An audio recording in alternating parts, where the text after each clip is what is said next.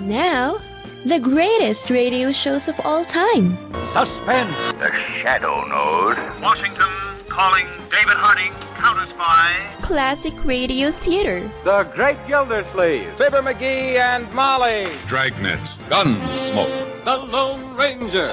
Now, step back into a time machine with your host, Wyatt Cox. Good evening, friends of the Inner Sanctum.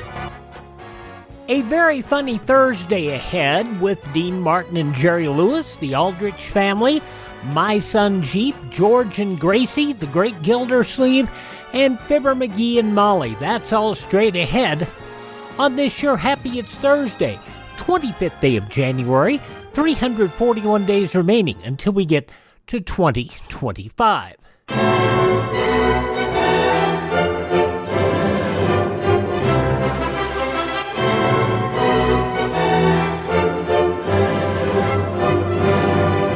The Wedding March by Felix Mendelssohn became a popular wedding recessional after it was played on this date in 1858 at the marriage of Queen Victoria's daughter Victoria and Friedrich of Prussia.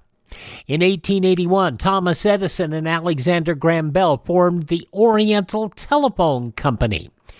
In 1890, the United Mine Workers of America was founded. And it was on this date in 1915, Alexander Graham Bell inaugurated U.S. transcontinental telephone service.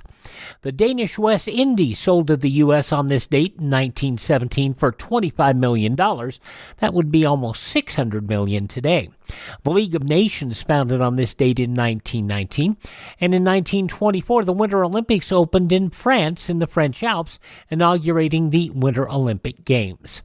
1937, The Guiding Light aired on radio for the first time. It went to television, making this show the longest-running broadcast program in the U.S. radio and television history. The radio show ended in 1956, while the television show ran from 1952 to 2009.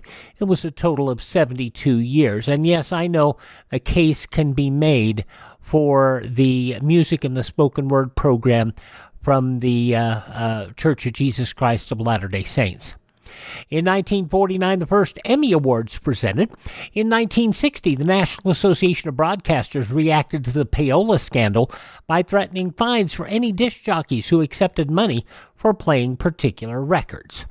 In Washington, D.C. on this date in 1961, President Kennedy delivered the first live presidential television news conference. What will be your general policy on overflights and on such things as the U-2 case or the U-2 flights? Do you conceive of circumstances which might warrant resumption of such things as the U-2 flights? The Soviet government is fully aware of the United States government views with respect to the distinction between the question of the United States Air Force RB-47 and the incident which occurred over Soviet territory on May 1st, 1960, involving an American U-2 type aircraft. Flights of American aircraft penetrating the airspace of the Soviet Union have been suspended since May 1960. President Kennedy live on television with the first press conference on this date in 1961. Not the first press conference, but the first press conference televised live. A number of them were filmed for later broadcasts, but this was the first live press conference. Now, in 1969, U.S. North Vietnamese peace talks began in Paris. In 1971, Charles Manson and 3 female family members found guilty of murder and sentenced to life imprisonment. The district attorney's office and I personally and the Los Angeles Police Department are all exceedingly happy with this verdict. We're very, very pleased. We expected the verdict, but until that clerk reads the verdict, you never know. But we're very happy. It come about by not having a family, by being born without a father. I'm on the wrong side of the law the minute I was born, and from that moment on, I've accepted it. And I stand strong inside of it. And I am a man. And I have the love that I have. And that's what makes me a man. Charles Manson, and before that, District Attorney Vincent Bugliosi. Manson died in prison in November of 2017 at the age of 83. Idi Amin led a coup on this date in 1971, deposing Milton Obote and became Uganda's president. 1972, President Nixon discussed the Paris Peace Accords that would end the Vietnam War. Within 6 months of an agreement, we shall withdraw all U.S. and Allied forces from South Vietnam. We shall exchange all prisoners of war. There shall be a ceasefire throughout Indochina. There shall be a new presidential election in South Vietnam. The deal would take effect 2 days later on January 27th. A live TV showdown between President George Herbert Walker Bush and Dan Rather on CBS TV on this date in 1988 got rather testy. It's not fair to judge my whole career by a rehash on Iran. How would you like it if I judged your career by those 7 minutes when you walked off the set in New York? Well, now, would you like that? Mr. I have Vice respect President, for you, but I don't have respect for what you're doing here tonight. Rather attempting to question the Republican presidential candidate about his role in the Iran-Contra affair. During an historic visit to Cuba on this date in 1998, Pope John Paul II demanded the release of political prisoners and political reforms while condemning U.S. attempts to isolate the country. Passing away on this date in history, gangster Al Capone, actress Ava Gardner, conductor Robert Shaw, singer Ray Peterson, and Mary Tyler Moore. Those who are no longer with us who were born on this date include the fine journalist Edwin Newman, country singer Rusty Draper, Dean Jones, another fine actor, and Big Mama Etta James, all born on this date in history. Hi, this is Jeff Foxworthy. It is now time for the birthday announcements. The following people are now officially older than dirt. From Peyton Place, Soylent Green, and Picket Fences, Lee Taylor Young, 79 years old today. The honky-tonk man, Wayne Ferris, who is a cousin, I believe, of Jerry the King Lawler. Wayne Ferris, 71 years old today. She was Elaine Lefkowitz on Soap and Marty Maraschino in the film Grease. Dinah Manoff is 68 today. Mrs. Undertaker, Michelle McCool, is 44. And singer Alicia Keys is 43. Those are just a few of the people who celebrate the 25th day of January as their birthday. And if this happens to be your birthday, happy birthday to you. Happy birthday to you. Happy birthday, happy birthday. Happy birthday to you.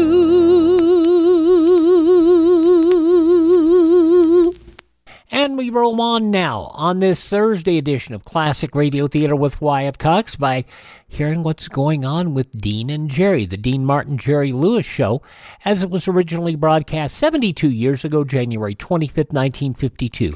That's next here on Classic Radio Theater with Wyatt Cox.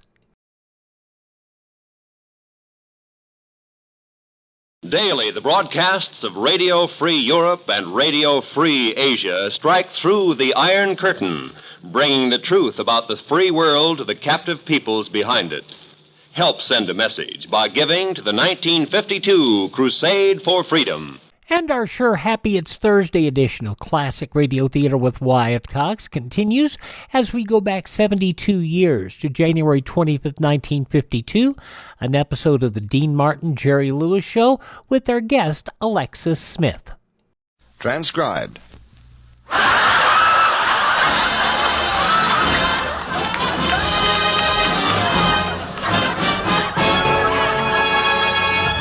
Hollywood, we present the Dean Martin and Jerry Lewis Show.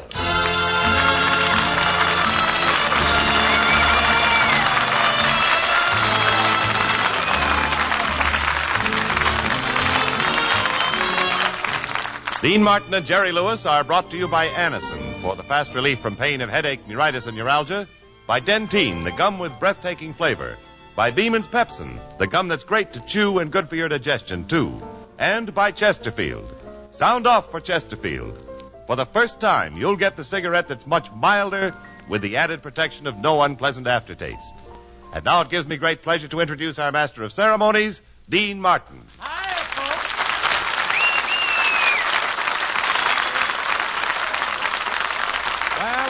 are again, gathered around the old NBC mic, all raring to go, from the boys in the booth to the boys in the band. So, Jimmy Wallington, suppose you go and unlock Jerry's cage while I bridge the gap with a song. Ricardo, let's go.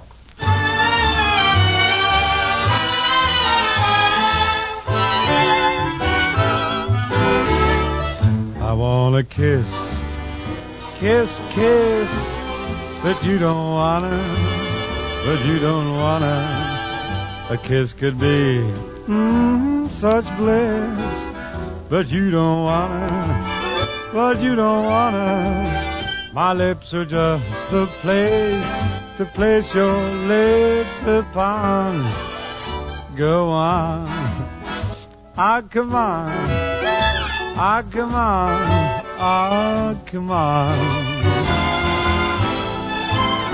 I want a hug, oh hug, but you don't wanna. A hug could be just so snug, but you don't wanna. You're gonna change your mind someday, but I'll be gone. Ah, come on, oh, come on.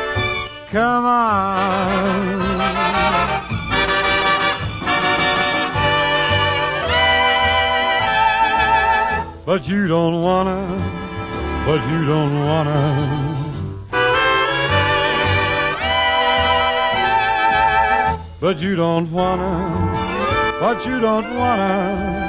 You gonna change your mind someday, but I'll be gone. Ah, come on. Hey, come on.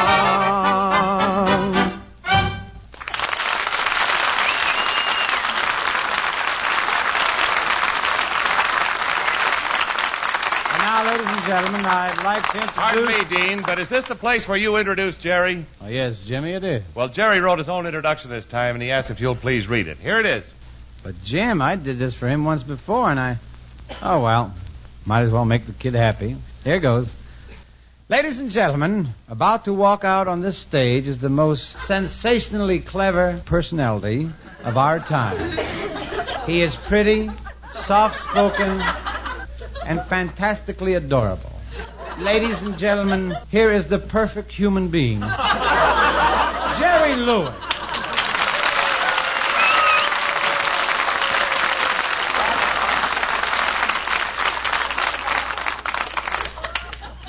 That was simply beautiful. You just made me the happiest, perfect human being in the world. Are you kidding?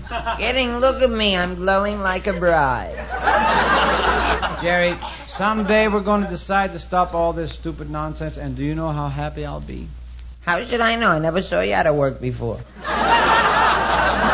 What's the use, Jerry? Every show it's the same thing. Argue. Gesundheit.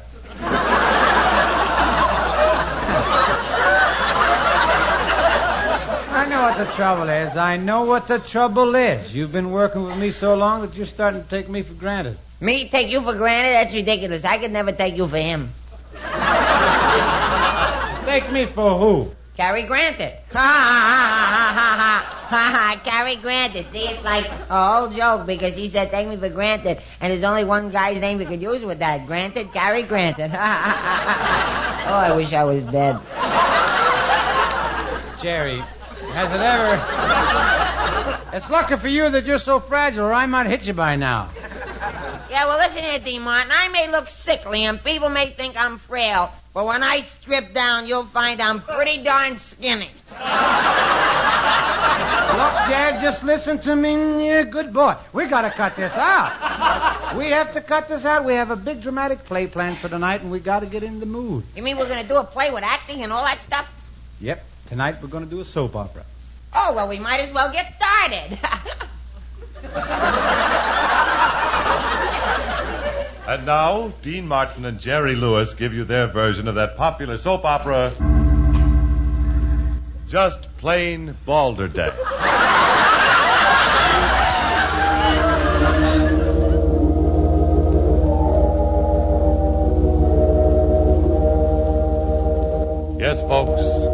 time to visit that little white house around the corner. And who lives there but our old friends Al, Sadie, Herman, Jeanette, Bunny, Maury, Lizzie, Shea, Elizabeth, Elsie, Arnold, Phyllis, Morty, Beverly, Myron, and Beatrice. As tonight's episode opens, we find Max and Natalie in the den. They're discussing Harvey's operation. Natalie is sobbing. Sob. Sob, sob, sob. Sob, sobbing, sobbing, oh, sob, sob, sob. Why, Natalie, you're sobbing. Oh, sob! Sob, sob. What is it? Why are you crying? I lost my ankle bracelet. Well, that's nothing to cry about. But my foot was in it.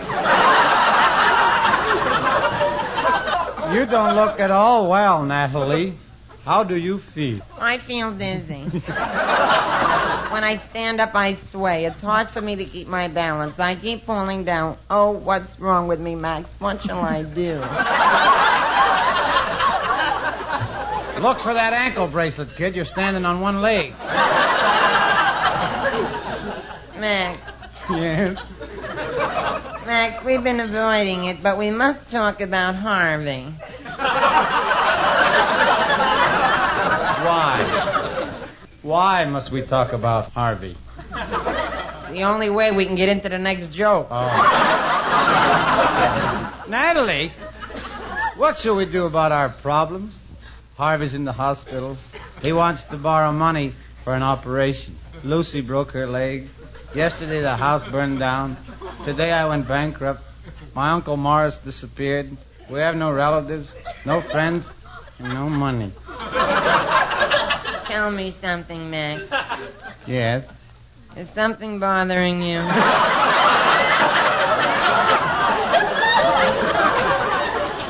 Natalie, how can you be so cruel and heartless? I've led a hard life, Max. When I was little, my father put shoes on me. But fathers always put shoes on children. Horseshoes?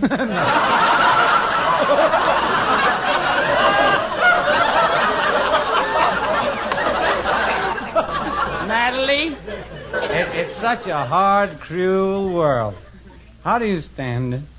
I make the best of things, Max.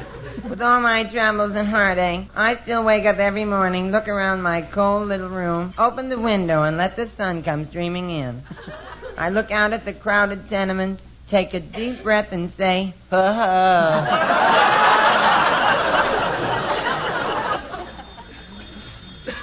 Max, go into the phone. You never can tell. It might be a call.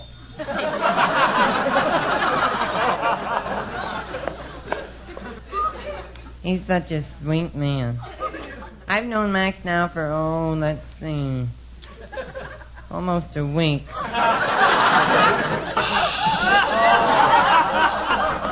He's returning. Oh, Natalie, the hospital phone. They've operated on Harvey. Really? What was wrong with him? What was it? What did they find? Oh, Natalie, you'll be so happy. Hurry, Max. When they cut Harvey open, what did they find? A nurse is bringing it right over. They're bringing it here? Where else? They found your ankle bracelet.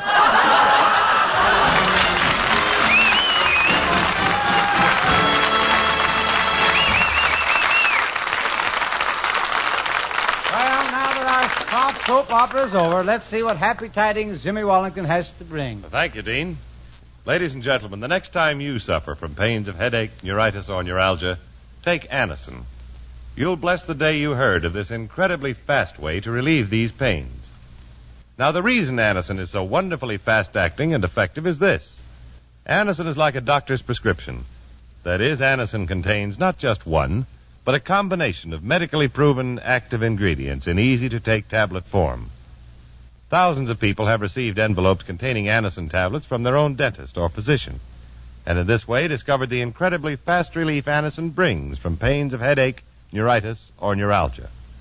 So the next time a headache strikes, take Anacin for this wonderfully fast relief. Anacin, A-N-A-C-I-N. Anacin comes in handy boxes of 12 and 30. Economical family-sized bottles of 50 and 100. Get Anacin at any drug counter.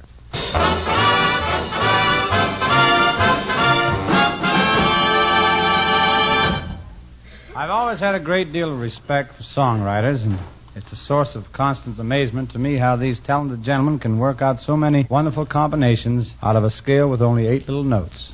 For instance, take this late example that is making a fast and well-deserved rise. Richard?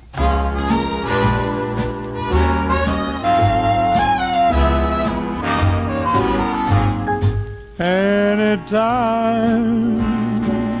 you're feeling lonely, anytime you're feeling blue, anytime you feel downhearted, that'll prove your love for me is true. Anytime you're thinking about me, that's the time I'll be thinking about you. So anytime you say you want me to come back again, that's the time I'll come back home to you.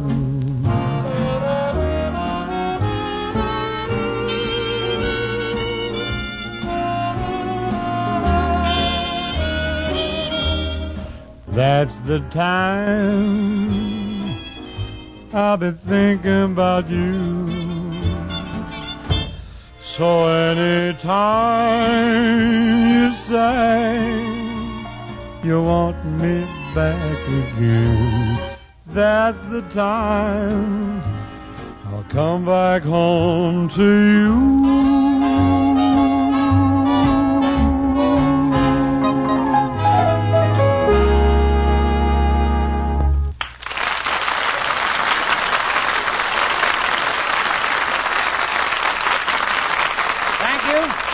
Thank you very much, ladies and gentlemen.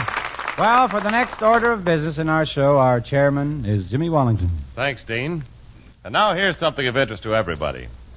For breathless moments, for your breathless moments. Chew Dentine, the gum with breathtaking flavor. Dentine tastes so good. Dentine freshens your breath. Dentine helps keep your teeth sparkling clean and white. Dentine, the gum with breathtaking flavor. Before you go out, and always after eating, drinking, smoking, refresh your breath with Dentine. You'll love Dentine chewing gum, for Dentine has a wonderful, tingling, nippy flavor that lingers on and on. It's delicious. And remember, Dentine helps keep your teeth white, too. Keep Dentine handy. You'll enjoy refreshing your breath when you chew Dentine. So, for breathless moments, for your breathless moments, Chew Dentine, the gum with breathtaking flavor.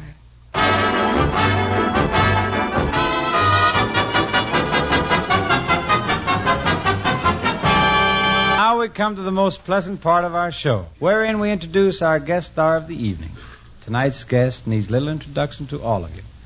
She's one of Hollywood's most lovely and talented actresses, Miss Alexis Smith.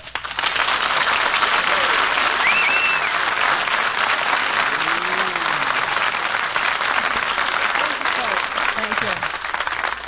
And thank you, my man. You can leave now if you want to clean up the studio. Clean up the studio? Wait a minute, I'm Dean Martin. Oh, yes, I know.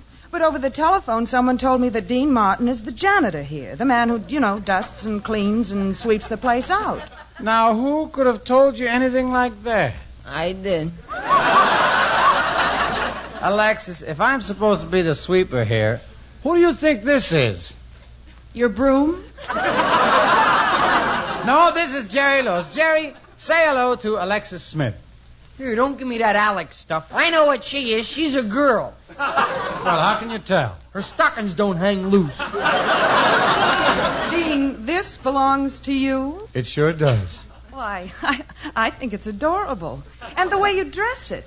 Just like it was a real man. Wait a minute, lady. I am a man. How can you tell? My stockings hang loose. You talk like stockings are the only way to tell girls from boys. It is if you want to stay on radio, baby.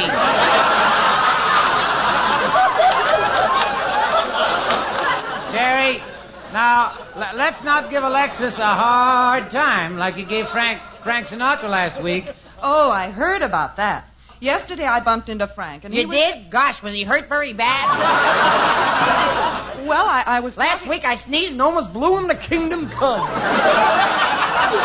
Oh, Jerry, you're making a very bad impression, a very bad impression. I've been watching you, Jerry, and strangely enough, I think you're kind of cute. Really, Miss Smith? Oh, you don't have to call me Miss Smith. Really, Mr. Smith?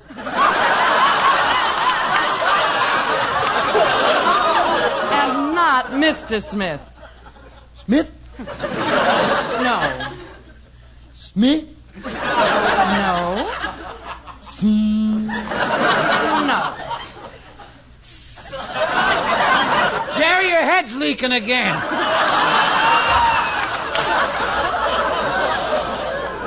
Tell me, Dean, is he married? Yes, you see, You're married? That reminds me. I have to go to the dentist. How can being married possibly remind you of the dentist? Oh, the pain. You know, I'll bet it's really something when Jerry visits the dentist. Well, as abrupt as it may seem, if we all turn the page together, maybe we'll find out about Jerry's visit to the dentist.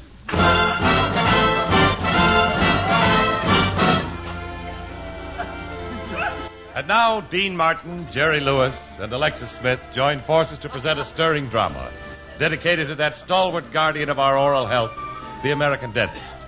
Please bear in mind that any resemblance to any dentist or dental office that may occur in this scene is not only coincidental, it's utterly impossible. And now we take you to the office of Dr. Dean Martin.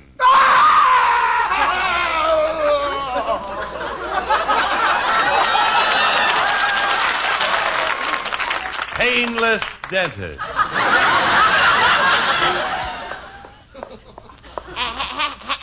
Hello. Well, hello there, young man. How do you know I'm a man? Do I have to read that stocking joke again? I want to see the doctor about my forehead. Oh, well, Dr. Martin doesn't treat foreheads. He's a dentist. Oh, he'll treat this one. There's a tooth in it.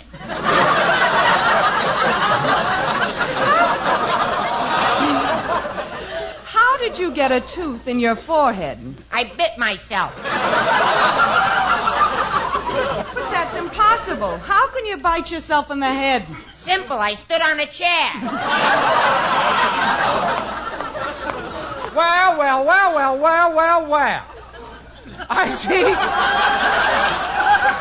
Well, I was out of it for a long time. I see we have a new patient. Do you have all his information, nurse? Not yet. What's your name, Sonny? Fido Armbruster. Fido? Well, that's a funny name for a boy. Dad wanted a chihuahua.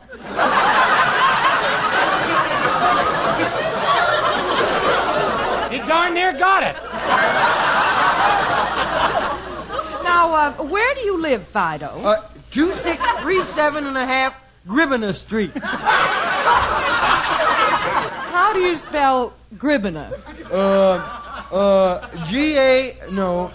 G-H, well, we're planning to move tomorrow. Well, now, you never mind that. Come on, Fido, let me see your teeth. Here now, I don't even know you. Don't tell me you're afraid of dentists. Me? Ha ha ha. Me? Afraid of dentists? Why, I went through the Chinese torture. Spent 2 weeks with Tribe of Animals. I've been through every pain known to man. And you have the nerve to ask me, am I afraid of a dentist? Ha ha ha ha ha ha. Are you? Well, yeah. Oh, now, Fido, don't worry. If you're a little frightened, I'll stand right near you. And if you're very frightened, I'll hold your hand. And you better pucker up, baby. I'm scared to death. Say, Fido, show me. Which tooth is troubling you? Well, it's this tooth back here. I have a club number 4. And I don't have Now, wait a minute. Wait a minute. Wait a minute. Hey! Would you wait a minute? How long are you going to keep this up, Selma? As long as we get laughs, Ruthie.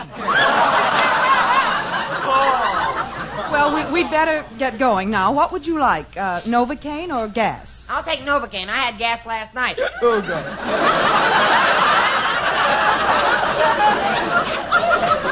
Okay. Open your mouth. Now, say, Ah. Say B. B. Now say dow. Dow.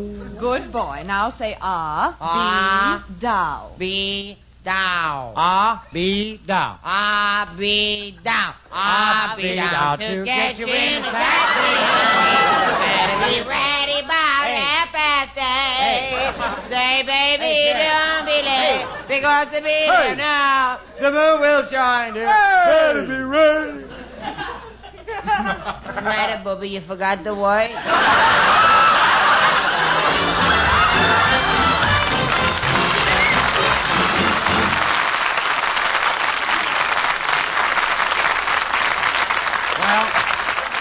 Now that I've chased him out, I'd better call Jerry back because it's time for all of us to sound off for Chesterfield.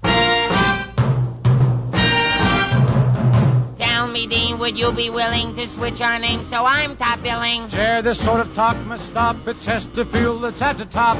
Chesterfield. Chesterfield. Chesterfield. Chesterfield. Milder, milder, milder, milder. Chesterfield. That's right. Chesterfield is on the ball with mildness that will please you all. And Chesterfield now sets the pace with no unpleasant aftertaste. Here's what we want you to do. Right now. Yes, here's what we want you to do. Right now. Sound off. For Chesterfield. Sound off. For Chesterfield. Try a pack of Chesterfield. Do it. Today. That's right, folks. Latch on to a pack of Chesterfields today or tomorrow for sure. Enjoy your smoking. Enjoy the cigarette that tastes better, that's milder and leaves no unpleasant aftertaste. Chesterfield mildness is confirmed by 1,562 tobacco growers. No unpleasant aftertaste is confirmed by a leading research organization. Sound off for Chesterfields and get smoking pleasure all the way.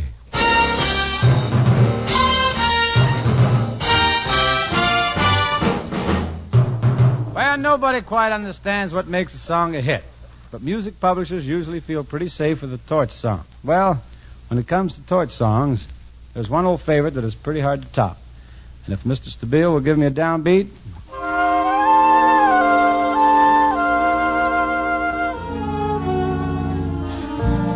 I saw you last night and got that old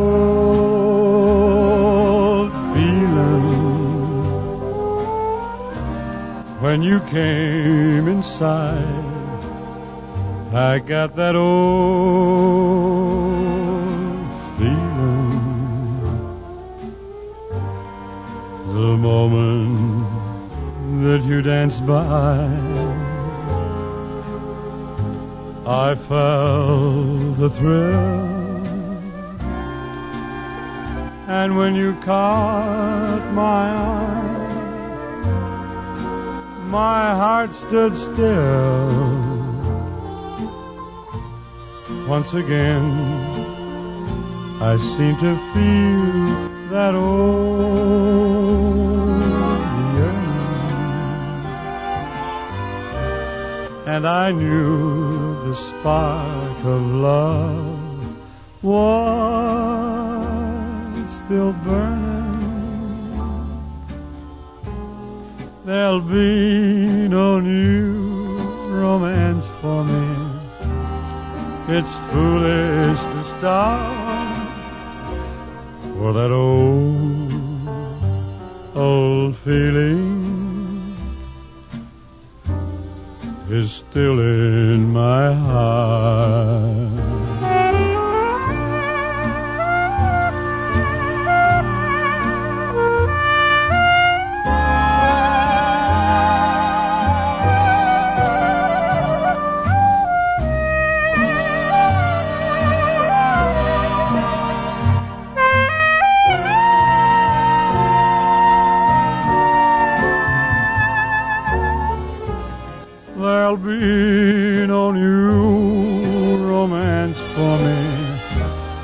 it's foolish to start,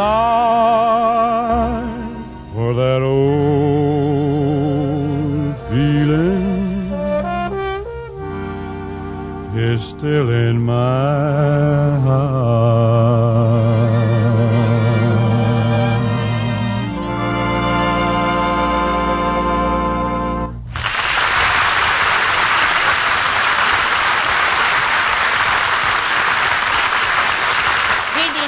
I sure hope Dad was listening. He carried a torch for years. You mean he suffered from an unreturned love? No, he used to be an old lamplighter. I'd like to put my vote in, too, Dean. I liked it. Well, thank you, Alexis, and thank you for being with us tonight. Hey, Alexis, can I ask you one question before you go? How come you got a boy's name like Alexis, huh? Well, Jerry, at first my father thought I was a boy. Wow, was he wrong? Good night, boys, and thanks very much for the laugh. Good night, Alexis. Thanks for putting up with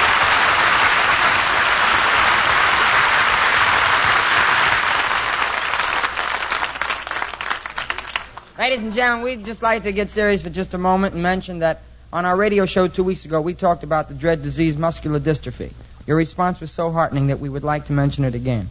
Muscular dystrophy is a disease for which there is no known cause or cure. It strikes young and old alike and can only end in death. The only way we can lick it is through further research, and the only way this research can be continued is through your contribution. As my partner said on our television show, if every listener would send in 1 cent, it would certainly go a long way toward continued research and a possible cure. Please send a little something tonight, if you will. So please mail your contribution to MDA, 21 East 40th Street, New York City, New York. That's 21 East 40th Street, New York City, New York. Thank you. Well, folks, until next week, this is Dean Martin. And Jerry Lewis reminding you that we appear on radio through the courtesy of Hal Wallace Productions, producers of our new picture, Sailor Beware. Good night, everybody. Bye.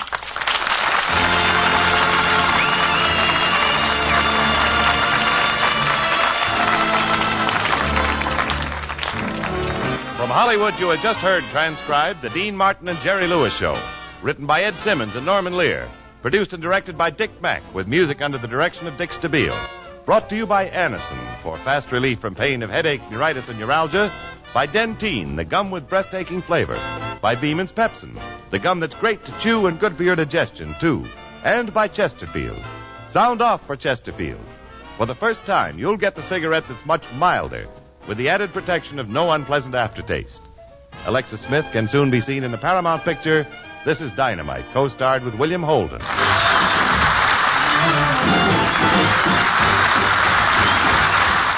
72 years ago, January 25th, 1952, Dean Martin and Jerry Lewis. And I have to tell you, the radio shows were missing that visual element, but Jerry did his best to up the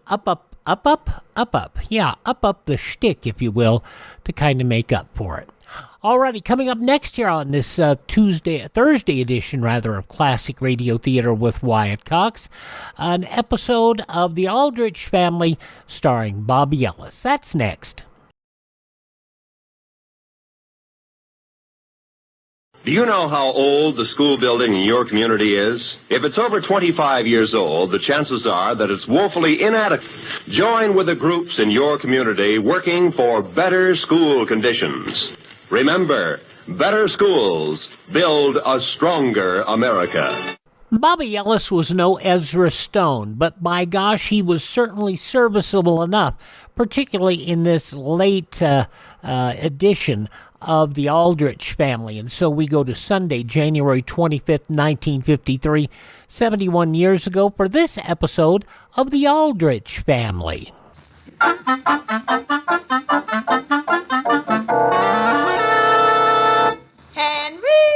Henry Aldrich. Coming, Mother.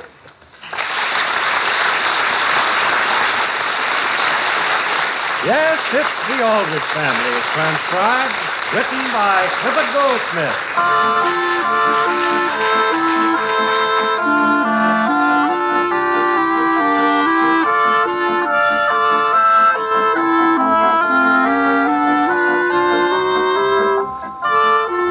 At 117 Elm Street in Centerville, there's a neat white house, like so many other houses in many other medium-sized American towns. It's the home of the Aldriches, an average family in most ways. The house is also the headquarters of a typical teenage boy by the name of Henry Aldrich. The scene opens in the living room. The time is early evening. But why do you say that, dear? Because, Mother, because I don't want to get mixed up with anybody. But, Henry, simply writing a letter to a girl doesn't mean you're in love with her. Well, it could be taken that way, and I'm not even interested in her. You're not even interested in whom, Henry? In Doris Townsend, Father. When'd you see her? Well, I didn't see her. I had a letter, just an ordinary short letter from her. And Mother thinks I ought to sit right down and answer it. Henry, I think she ought to know the truth. The truth about what? About me getting married. Getting what? Married. That's what the letter's about, Father. She says, Dear Henry, we happened to read in the Centerville section of last night's Middletown paper that a Mr. and Mrs. Aldrich announced the engagement of their son. Is this you? If so, Mother says congratulations. Father says who's the lucky girl? Sincerely, Doris. How did a thing like that get in the papers? Well, it's a very simple mistake, Sam. The Alderdice boy over on Maple Street is getting married sometime next spring. Oh. And that's why I think Henry should take the time to write an explanation to Doris. But, Mother, why don't we just put a denial in the paper? Then everybody will be satisfied. Henry, I think your mother would like you to write a letter. But, Father, I'm due at Eleanor Wentworth's right this minute. She's probably sitting over at her house now wondering why I'm not there. And here I am here. But, Henry, by this time you could have had the letter written. Not and explain things properly, Mother. Henry, you're to write the letter tonight. Tonight? Now. Now? Sam, if Eleanor is waiting, I don't think it's quite as important as that. But I thought you wanted him to write it. I do, dear, but after all, why can't he be at home by 9:30 and write her a postcard before he goes to bed? Sure, Mother, that's the very least I can do. You will come home early. Yes, Mother. You don't think he ought to write it before he goes? Dear, Henry has promised to be here by 9:30. And gee whiz, Father, you know me. When I promise to do a thing, I break my neck doing it. How about it, Father? Father?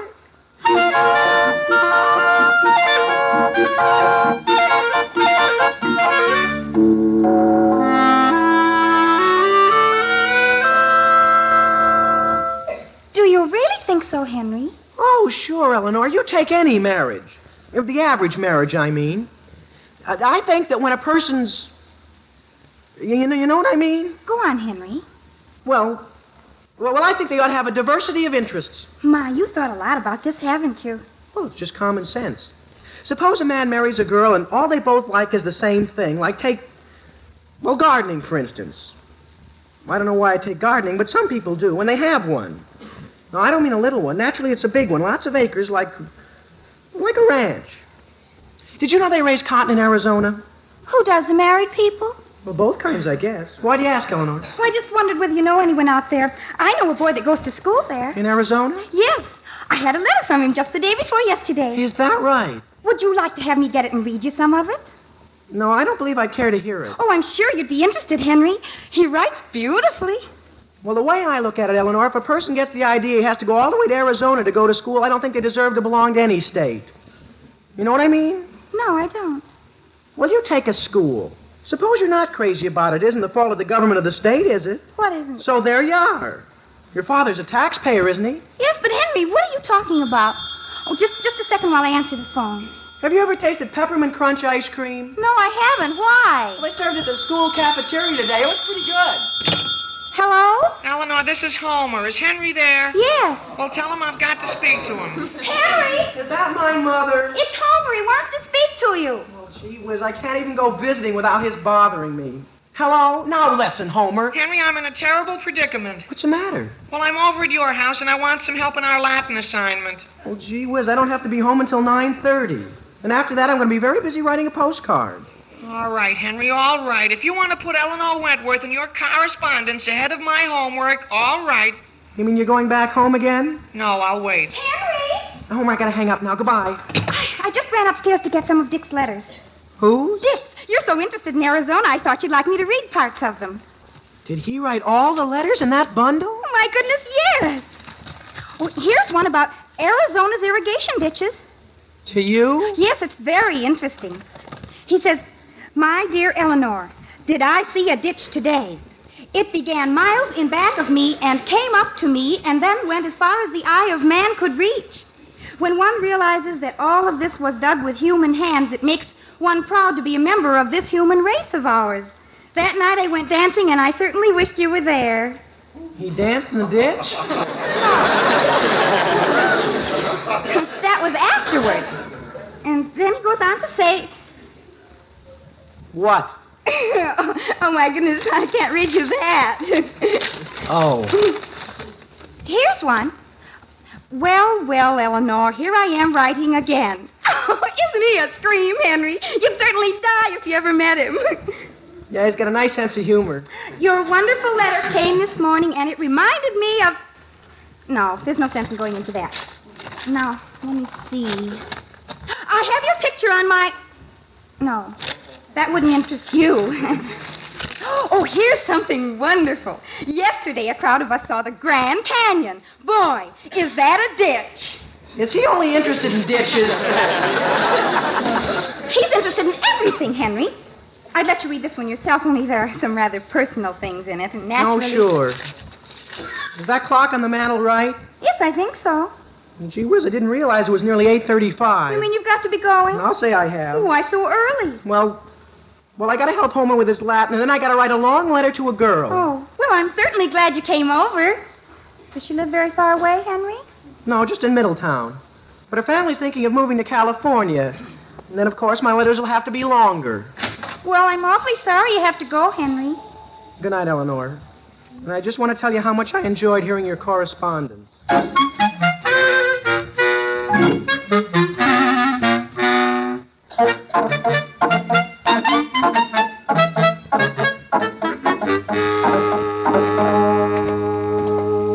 Wait a second, Homer, while I drop this postcard in the mailbox. Gee whiz, it's a windy night, isn't it? Let's walk back this way. Did you ever notice, Henry, when you look up at the moon, it looks as though the clouds were standing still and the moon is what's moving? So what? What's the matter with you, Henry? Nothing's the matter with me. Well, why did you come home from Eleanor so early? Gee whiz, you wanted me to help you with your Latin, didn't you? Boy, do you know how many she's gotten from him? How many watts she's gotten from who? And they're all about ditches. Who? As if I cared. Anybody would think that just because somebody you happen to know casually is going to a school where you aren't going to school, then gee whiz, he's pretty wonderful. Listen, Henry, let me ask you something. Who cares how deep the Grand Canyon is? Do you? I ask you. I'm going home. And not only that, Homer, Eleanor's been writing to this guy just as often as he's been writing to her. Oh. Well, you know what you ought to do, Henry? Why should I do anything? You talk as though it made a difference to me. You ought to show her. Write a letter to some other girl and leave it lying around where Eleanor will see it. She'll eat right out of your hand, Henry. My own sister used to do it. She did? Sure, every week. Did it get results? Well, she's married, isn't she? Married? She was just from that? Well, you don't have to let it go that far if you don't want to. Well, the only trouble is, I don't know of any other girl I want to write to. Well, you don't have to. You aren't going to mail it. You're just going to write it and let Eleanor see it. See, how about this girl you just mailed a postcard to? Doris Townsend? Gee whiz, Homer, I could hardly get up enough interest to even fill the card. Well, I'll tell you what to say. I remember my sister's letters. Only when you write it, Henry, do it on your father's typewriter. Don't write it in your own handwriting. Why not? Because your handwriting isn't romantic enough. What you need is some blue paper and a typewriter with a red ribbon.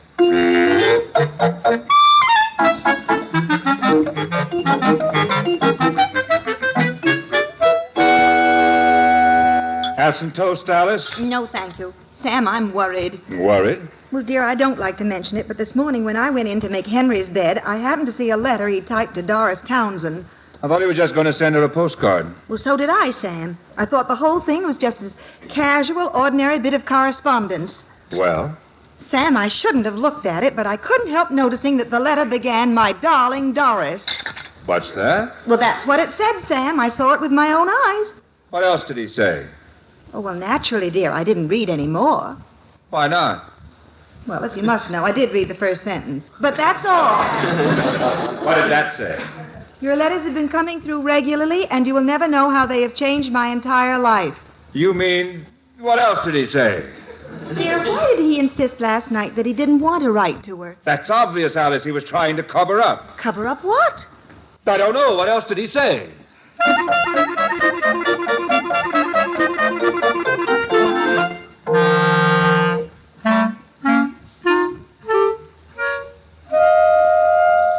Do you see her, Homer? Sure, Henry.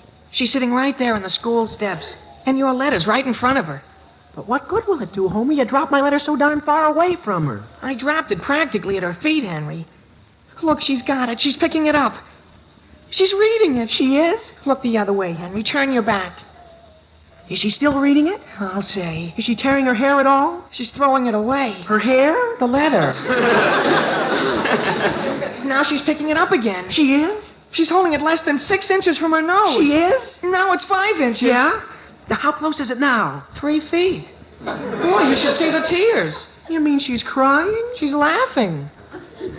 Now, listen, Homer, she hasn't even picked up my letter yet. It's still there by her feet. Well, what's that she's reading? It's a letter, Henry. It's a letter. Can you see where it's from? If it's from Arizona, don't let it get your goat, Henry. But, Homer, she doesn't have to read his letters right here on the school grounds. Wouldn't you think she'd have some loyalty to our own school? Look, Henry, she's standing up. Oh, boy. She's leaning over. Gee whiz, she's only tying her shoelace. Oh, is she blind? She's even stepping on my letter. Look, now she's going into the building. Quick, Henry. Why? Your letter's blowing away. Well, gee whiz, Homer, let's get the darn thing. Hurry up. Boy, look at it go.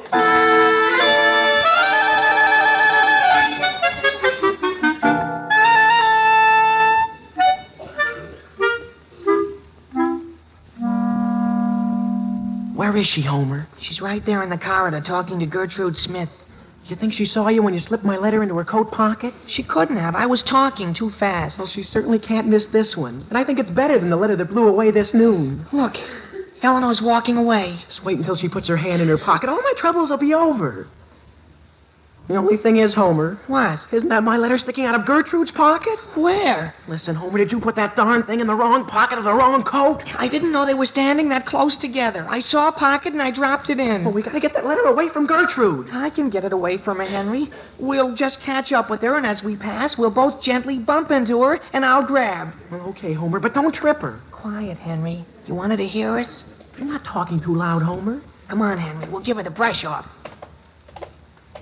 Well, gee whiz, hello, Gertrude. Hi, Gertrude. Gee whiz. Homer Brown, did you hurt yourself? Homer, get up.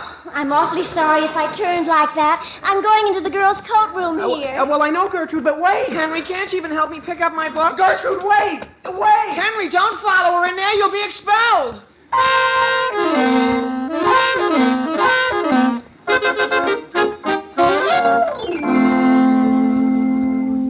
Henry. Yes, Mother? Do you have any pictures of Doris Townsend? Of Doris Townsend? Gee whiz, why would I have a picture of her? Well, I was simply wondering. After all, if I were a boy and knew a girl as nice as Doris Townsend, I think I'd want a picture of her. Wouldn't you, Sam? Wouldn't I want? Like a picture of Doris Townsend. Oh, yes, of course. Well, I wouldn't. I just... You just what? I just don't think I like any girls. Not any? No, Father. Good, that's fine. Didn't I hear you using my typewriter upstairs just a few minutes ago? Yes, Father. What was it you were typing, dear? Well, it's just something I was doing over. I typed it night before last, and it blew away yesterday. Then I did another one last night, and that got into the wrong... It got lost today. I see. A homework, dear? Well, in a way, you might say it was homework. Well, I was talking with Eleanor Wentworth's mother today, and she says Eleanor's writing to some boy out in a school in Arizona. She is? So if I were you, I'd take a little more interest in Eleanor. She's a really darling girl. Well, I'm not going to waste my time on her. What's the matter with her? Well, gee whiz, Father, I have other things to think about besides just Eleanor Wentworth. I've got a lot of other things in my mind. Where are you going, dear? Well, just upstairs and do a little typing. Sam. Well? Do you think we ought to come right out and forbid his writing any more letters to Doris Townsend? Now, Alice, it's much better to be subtle about it. Oh, I agree. We should be subtle. I think you should forbid his using your typewriter. Alice, let's not force him to express his emotions in his own handwriting. The courts are difficult enough with even a typed letter.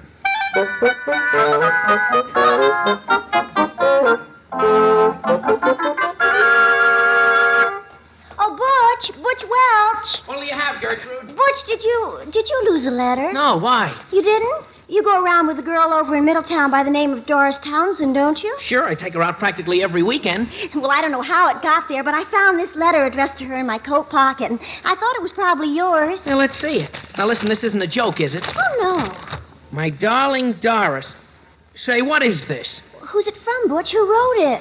But getting back to Earth, I hope someday I can show you the Mississippi riverbed, which is 2,470 miles long, reaching at some points to a width of 4 miles. Is Doris Townsend quite a swimmer? Hey, listen, who wrote this? Just listen. Have you ever noticed on a moonlight night how the clouds seem to stand still and the moon zooms along at a breathtaking pace? That's how I think of you. Oh, so that's who wrote it. Who? You didn't read it? Well, to be honest, I tried to, but it was so boring I couldn't. Henry Aldrich wrote it. Henry? Doris Townsend doesn't belong to him. Just wait till I get a hold of him. He isn't going to live long.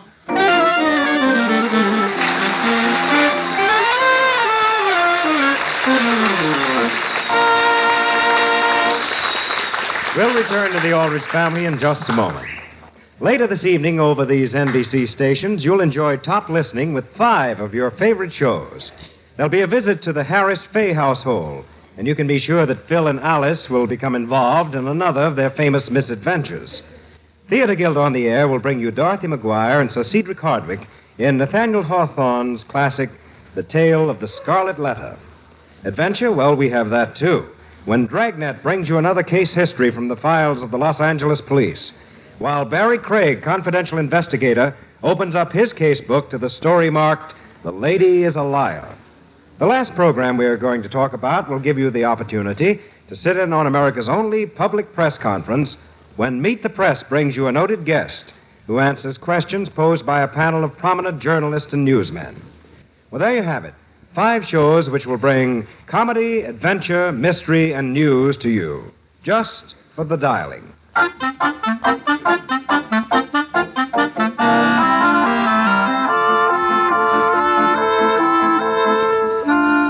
now, getting back to the troubles of Henry Aldrich. In an attempt to make Eleanor Wentworth jealous, Henry has typed several letters to another girl and tried to leave them around where Eleanor could find them. So far, however, he's been totally unsuccessful and has lost all of the letters he's written. The scene opens in the typing room at Central High School. Homer, have you any idea where the A would be on this typewriter? Well, why can't you find it yourself? Well, haven't you ever seen the typewriters in this classroom? The keys don't have any letters on them. What good are they then? Well, gee whiz. Did you get an A? It's a W. Homer, what word is there that begins with W that means the same thing? As what? As angel.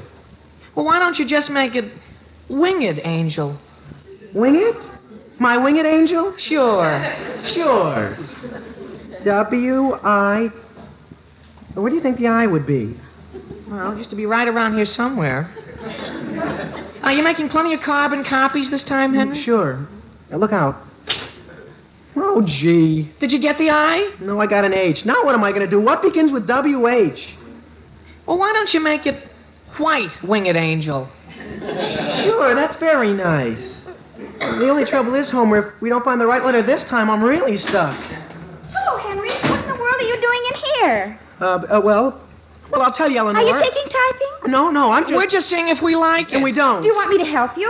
No, thanks just the same. Oh, I'd really be glad to. What letter do you want? I don't want any. Yes, he does. He's looking for an I. Homer, keep out of this. An I? Here, I'll show you. No. I like to be surprised when I hit a key. It's right here. No, please.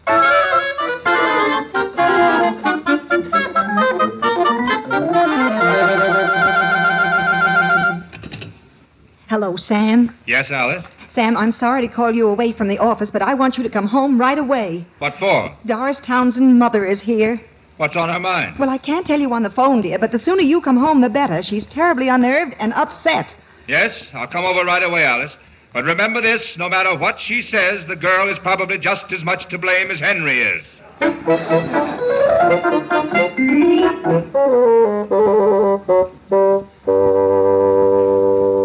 Homer, are you sure Eleanor got the letter I wrote? Oh, yes, Henry. I put it right in her lunchbox. Right on top of her lemon pie. Are you sure she didn't tear it up or anything? Well, why should she? A letter written by you to another girl that you're calling a white winged angel? Well, it's taken darn near a week to finally get it to her. All you have to do now, Henry, is go home. By Monday, Eleanor will be eating out of your hand. By Monday? Well, that's the way it worked with my sister. Henry! Oh, gee whiz. Hello, Eleanor. Hello, Henry. I've been looking all over for you. For me? Hi, Eleanor. Gee, do you look worried? Well, in a way, I am. I've got something here that I'm afraid belongs to Henry, and I'm quite sure he'd want it. Something of mine? Something of Henry? Yes, and I haven't the slightest idea as to how I got it. It's this letter you wrote to somebody. Oh, yeah. But I didn't read it, Henry. I know you probably think I did, but I give you my word I didn't do any more than just to look and see whose it was. You didn't read it? Why not? Homer, that's the last thing in the world Henry would want me to do. Well, goodbye, Henry. I'm awfully glad I happened to find you. Oh, sure. And thanks very much for giving it back to me. That's a fine thing, Homer. That's a fine thing. What's she got against reading somebody else's mail? After all, if all she cares about is that fellow in Arizona, why should I... There are other girls besides Eleanor Wentworth. Sure there are. That's what I say. She isn't so wonderful. Hi, fellas. Hello, Willie. Hi. Miss Eggleston wanted me to give you your English papers. You got mine? Sure, here. Here, Henry. Boy, you better watch out if Butch ever sees you. Why should I worry about him? Well, didn't you write a mash note to his girl in Middletown? Who, me? Sure, to Doris Townsend. He found a couple of them. It's all over the school. Butch knows Doris Townsend? Why not? She's his steady, isn't she? Is that right? Gee, he's the biggest guy in the school, Henry. Well, what business is it of his if Doris likes to hear from me? Henry, how much did you get in your English? How much? C+. C+? Listen, Homer, how did Miss Eggleston get this? What is it? It's one of my darn letters to Doris Townsend. How did you happen to hand that in? She says, interesting, but why didn't you stick to the original theme instead of dragging in the Mississippi? Well, that's a fair enough criticism. But the nerve of her, Homer. What right did she have reading this? Henry, look out. Here comes Butch Welch. Butch? Let's walk along. Hey, Homer. Henry! Let's walk a little faster. Hey, Henry! Hi, Butch. Come here. Write him a letter, Henry. All right, Aldrich. Now, listen, Butch. You let go of me. What's the idea of trying to cut in on Doris Townsend? Butch, I'm sorry. Hey, you're twisting my arm. Yeah? Butch, let go of Henry. You go sit down, Homer. You make me. Yeah. Whoop. Gee whiz. Now, listen, Butch. You gonna keep away from my girl?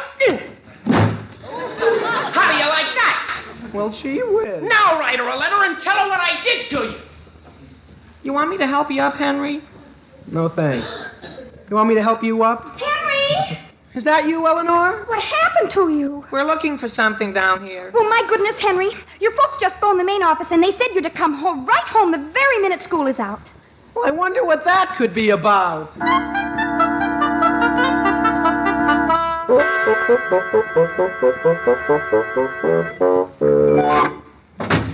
I don't see why you have to feel that way about it, Henry.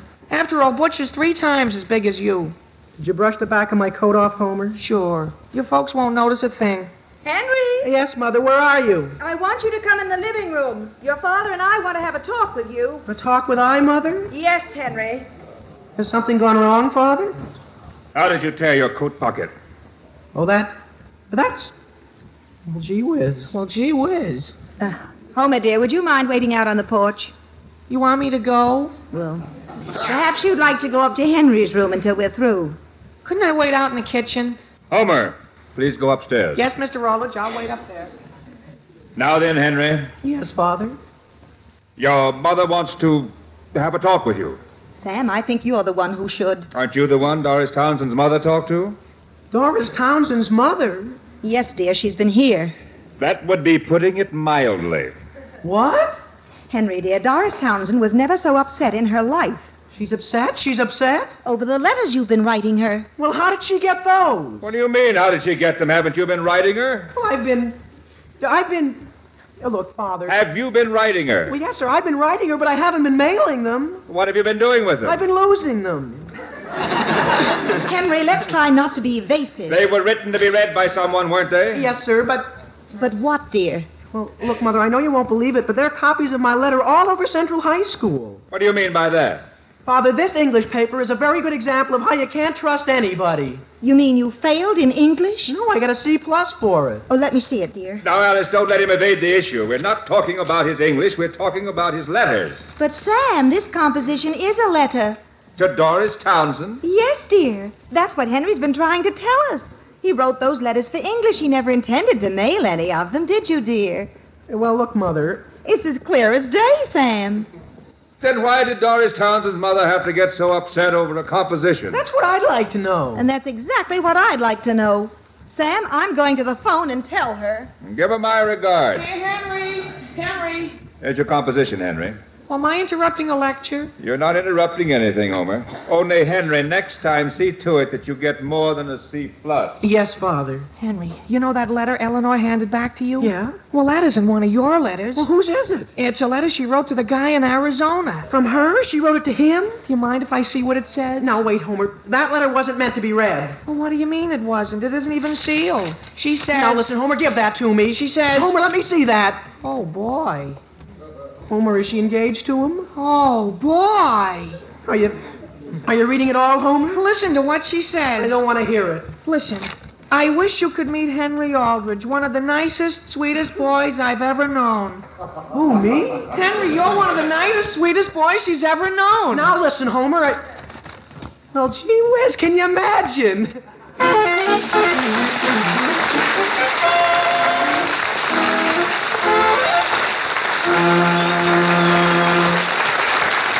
In the stress and confusion of everyday living, we sometimes forget about the fighting in Korea.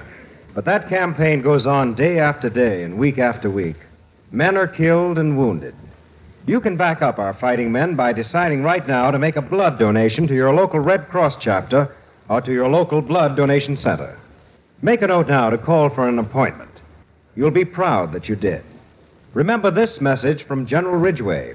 Every American who's given blood can and should feel that he personally has contributed to the saving of the life of an American boy.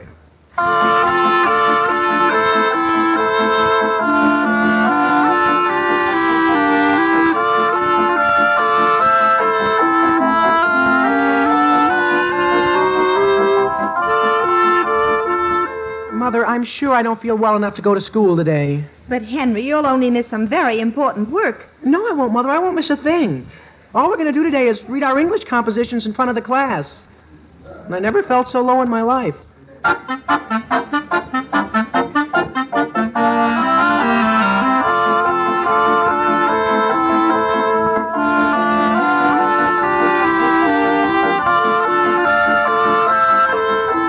The Aldrich Family is transcribed as written by Clifford Goldsmith. Henry is played by Bobby Ellis and Homer by Jack Grimes. Mr. and Mrs. Aldrich are House Jameson and Barbara Robbins. Your announcer is Dick Dudley.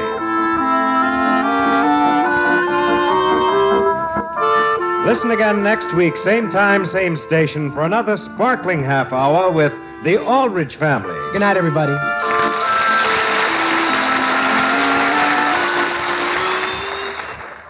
Bobby Ellis, the last Henry Aldrich on radio in the Aldrich Family from 71 years ago, January 25th, 1953, here on this Thursday, Classic Radio Theater with Wyatt Cox. Now, an episode, on this Sunday, January 25th, 1953, which this program aired, here are some of the headlines of the day. A global outbreak of the flu has stricken an estimated 250 million persons around the globe. There have been some deaths, but medical and government authorities emphasize most of the influenza is of the mild variety, not the killing virus that claimed millions of lives in 1918. The nomination of Charles E. Wilson went officially before the Senate yesterday, with indications that he will be confirmed as Secretary of Defense early next week. Outnumbered Sabre jets blasted 4 communist MiGs to destruction yesterday in raging high-altitude battles over northwest Korea that produced 2 new jet aces and brought a double kill to a third ace, according to the Air Force. Former President Harry Truman rejected yesterday, finally and completely, any thought of taking a job capitalizing on the commercial value of a headline name. Within the last few days, he's turned down, thumbs down to one $100,000 a year offer to become sales manager for a large manufacturer, and an even better offer from another concern ready to give him an 8-year contract. Those just a few of the headlines as they were reported in the newspapers of this date, Sunday, January 25th, 1953. Coming up following these quick messages, My Son Jeep, from that same Sunday, January 25th, 1953, here on Classic Radio Theater with Wyatt Cox.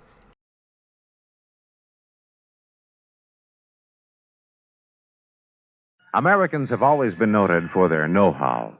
And you young men in search of a career, you can put this practical talent to excellent use in one of our nation's many engineering schools. At the present time, we need engineers. We need them to maintain our scientific and engineering superiority. So look to your future, to America's future. Plan now to become an engineer. All right, now we've looked through one show from Sunday, January 25th, 1953. We've looked at the newspapers of that Sunday. Now a program called My Son Jeep, going back 71 years to January 25th, 1953, 71 years ago today. The premiere performance of the new comedy series, My Son Jeep. But before we begin, there's a gentleman standing beside me that I'd like all of you to meet. Dr. Robert Allison of Grove Falls. Hello. There's nothing very unusual about being a doctor in a small town, even if you're a widower with 2 children and a housekeeper running your life for you. But when one of your youngsters is a boy, and a 10-year-old boy at that, things sometimes get a little confused. For instance, who would think that I'd get involved with a substitute teacher of grade B? Well, I didn't actually get involved, but no, come to think of it, we both did. Me and my son, Jeep.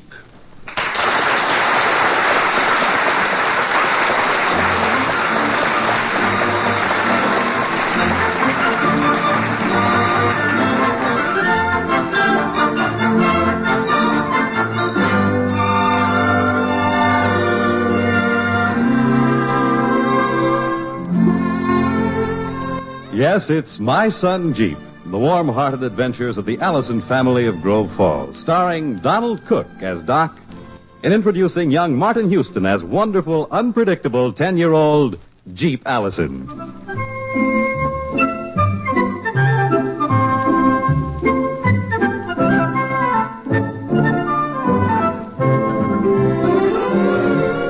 It started one Friday afternoon. Of course, I didn't know that at the time. I was in my office, which actually is part of our house. It was a nice, quiet afternoon, which meant that Jeep wasn't home from school yet. And my last patient had just gone, and then somebody knocked on the door. Come in. Oh, hi, Peggy. Come on in, hon. Are you busy, Father? Oh, just writing out this prescription for Mrs. Perry's indigestion. Why, is this a professional visit? Stick out your tongue and say eeny, meeny, miny, mo. Oh, honestly, Father, may I remind you that I'm 13 years old? Well, thanks for the reminder. You couldn't knock off a couple of years, could you? The way you and Jeep are growing up, they're going to start calling me old Doc Allison. Oh, Father. Hey, what's this father business? Don't you call me Pop anymore? It is not dignified. And from now on, I want to be called Marguerite. Marguerite? Well, what's wrong with Peggy or Margaret? It's too ordinary. And while we're on the subject, you ought to make Jeep use his right name. Jeffrey is a whole lot nicer. More dignified, huh? It certainly is. After all, how do you think I like having people call my brother Jeep? Yeah, I guess it would be pretty degrading. And that's not all. Jeffrey is in love with his teacher. Oh, nonsense. A 10-year-old boy? Oh, Father, don't be naive. Well, I didn't know I was. And you're getting naiver all the time. Naiver? We were discussing you just the other day. Who's we? You know Mary Patricia Pearson? I never heard of her. Have I missed anything? Oh, Father! Oh, she's just the most popular girl in school. Everybody knows her. I guess I'm just not in the social swim. Anyway, we were discussing you. Well, that's nice. Mary Patricia figured out that it's because you're a widower. What's because? That you've just forgotten all about love and things like that. Oh, well, I haven't forgotten. Well, then why can't you understand that Jeffrey is in love with his teacher? Well, since you put it that way, I guess I can. Well, who's the teacher? Hey, you don't mean Miss Kohlhauser. It's a substitute teacher. Her name's Miss Miller. Good looking? Well, what has that got to do with it? Well, quite a lot, they tell me. What? Never mind, honey. How'd you find out, anyway? Mary Patricia Pearson. Boy, she gets around, doesn't she? Jeffrey even likes staying after school now. Well, that's a bad sign. Still, it's one way of keeping him interested in his schoolwork. Well, aren't you going to speak to him about it? Yeah, when he starts losing his appetite, then I'll worry.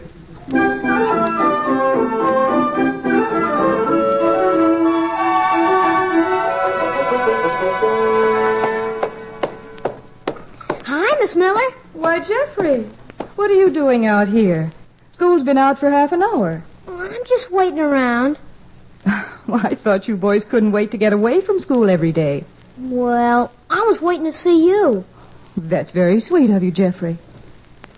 I wish you were my regular teacher. You'll be glad to see Miss Kohlhauser when she gets back next week. No, I won't. You won't? No, you're prettier. Well, thank you, Jeffrey. What for? It isn't hard to be prettier than Miss Kohlhauser. Oh. I didn't mean you aren't pretty anyway. You are. Well, let's change the subject, shall we? Okay. Are you married? No, I'm not. Then why don't you come to my house for supper tonight? I don't know what we're having, but Miss Bixby, she's our housekeeper. She's a good cook, so why don't you come? Whoa, wait a minute, Jeffrey. Well, will you? I'd love to come, but does your family know that you're inviting me? No, but Pop won't mind. Your father's Dr. Allison, isn't he? Uh-huh. Well, don't you think you ought to ask him first? What for? I can bring somebody home if I want to. Well, I don't like barging in on people. Don't you want to come? Well, of course I do. She swung about 6 o'clock. We'll be waiting for you. But, Jeff... Oh, dear. I guess that's what's known as getting swept off your feet.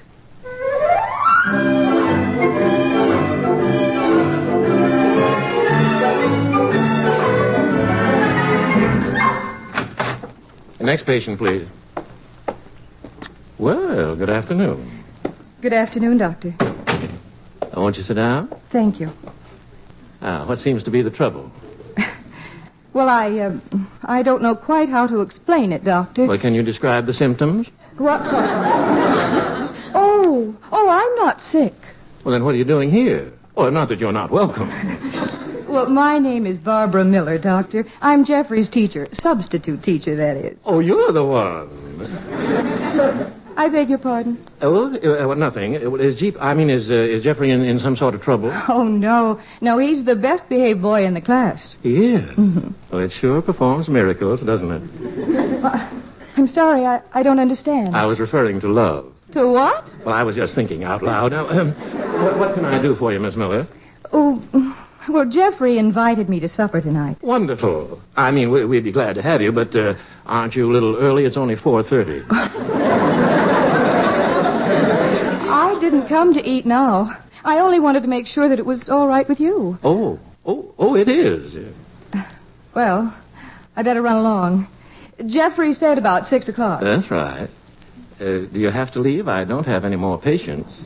I'd like to stay, but I should go home and change my clothes. I came here right from school. Well, of course. By the way, I think it'd be better not to tell Jeffrey I came by. He might resent my checking up. Well, don't worry. I won't say a thing. Then I'll see you at 6. Mm-hmm. Well, goodbye. Bye. I wonder if I ought to shave again tonight.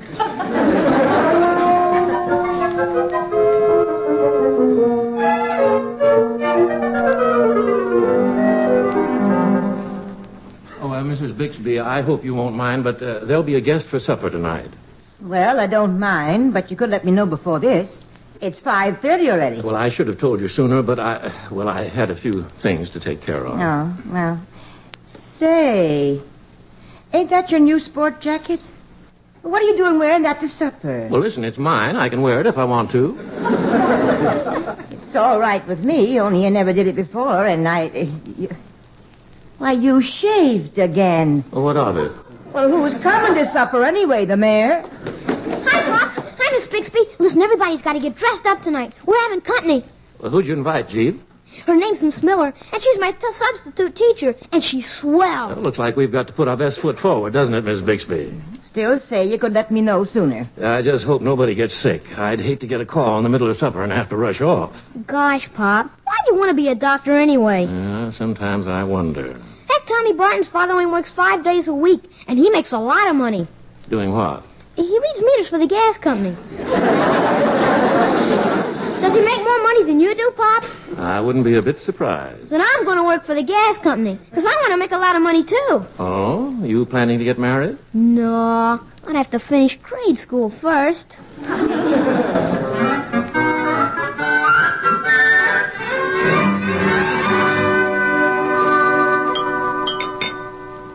Another piece of pie, Miss Miller? Oh, thanks, no, Doctor. Peggy? Marguerite? I've had sufficient, thank you, Father. But not at all, Miss Allison. Now, how about you, Jeep? Only one piece of pie? Hey, you sick? No. Well, something's wrong. You haven't said a single word since we sat down to eat. How could I? Gosh, I invited Miss Miller to supper, and you've been doing all the talking. Oh, I have. Well, yeah, I guess you're right. Okay, I won't say another word all evening. Well, what grade are you in, Peggy? 7A. You already know what grade Jeep's in, and I'm through school, so that takes care of that. Pick another subject. All right, I will. Jeffrey, how did you get the nickname of Jeep?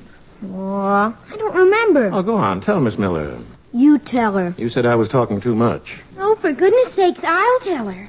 When he was little, Father took him to a parade, and he saw a Jeep. And then he started pretending he was a Jeep, running around saying, "Get out of my way, I'm a Jeep, I'm a Jeep." So, everybody started calling him that. And I think it's perfectly ridiculous because his name is Jeff, and I think it's perfectly ridiculous. Hey, none of that. We've got company, remember? Well, she's always acting like she's so grown up. You see what a poor widower has to put up with, Miss Miller. I can see how tough things are for you. You think I'm head man around here? Don't you believe it. I run a poor third. No, fourth. I forgot Mrs. Bixby. What about me? Oh, that was a wonderful meal, Mrs. Bixby. Oh, you really liked it? Yes. It's the best I've had since I came to Grove Falls. Oh, you think my meatloaf's good. You get Jeep to invite you over when we're having fried chicken. Sure, come on over. There you are. You've got your invitation. Now all we need is the chicken. All she needs is a cup of coffee. You pour it for her, Doc. Oh, yeah, sure. I'm sorry. Thank you. I was just wondering, Miss Miller, is there any chance of you getting a regular teaching job in Jeep School? Well, the list is pretty long. Then why don't you come to work here? You always said you wanted somebody to work in the office, Pop. Here's your chance. How about it, huh? Wouldn't you like to have Miss Miller work for you? Wouldn't you like to work for Pop, Miss Miller? Hey, wait a minute. Don't you like the idea? Well, I like the idea fine. There's just one hitch. We can't afford it. Why not? Because we've only been here since last year, and it takes time to build up a practice. You couldn't ask Miss Miller to work for nothing, could you, Miss Miller? Leave me out of this. I know. You could treat her free when she gets sick.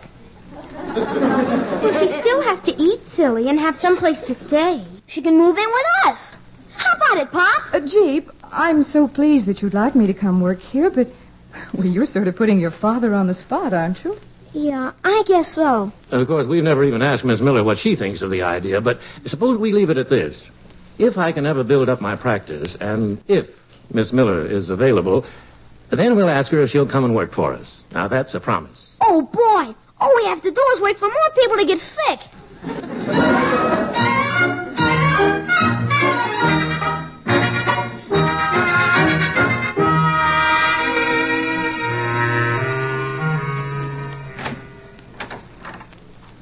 Hey, Peggy, you asleep? What are you doing still up? Gee, I wish there was some way of finding more patients for Pop. What good would that do if they don't pay? What do you mean? I heard Father say some of his patients don't hardly ever pay their bills. They let them go for ages. Why doesn't Pop make them pay? It's got something to do with, ethics. Well, what's that? Never mind, that's what it is. But gosh, if people owe you money, you gotta go out and ask them for it. A doctor is not supposed to. Why not? Ethics. Say, why couldn't I do it? Do what? Get the bills out of Pop's desk and collect the money myself. Then we'll be rich and Miss Miller can come to work for Pop. Oh, go to bed, G. And if he needs new patients, I'll get him some of those, too.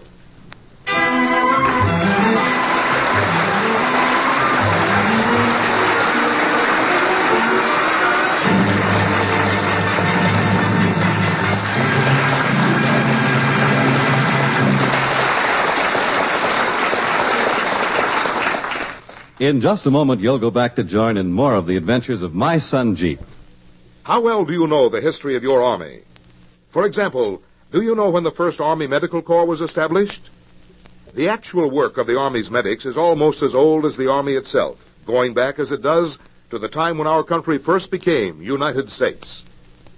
In 1789, for instance, the first Congress appointed Richard Allison of Pennsylvania as surgeon to a corps of 700 men. For the following 9 years, Congress appointed medical officers for individual regiments, and in 1798, James Craik of Virginia was named to the newly authorized post of Physician General. But it wasn't until 1818 that the actual medical corps was organized, with Joseph Lavelle named as Surgeon General. Thus another page was added to the history of your United States Army. And now, back to Act Two of My Son Jeep, starring Donald Cook and featuring Martin Houston and Lynn Allen.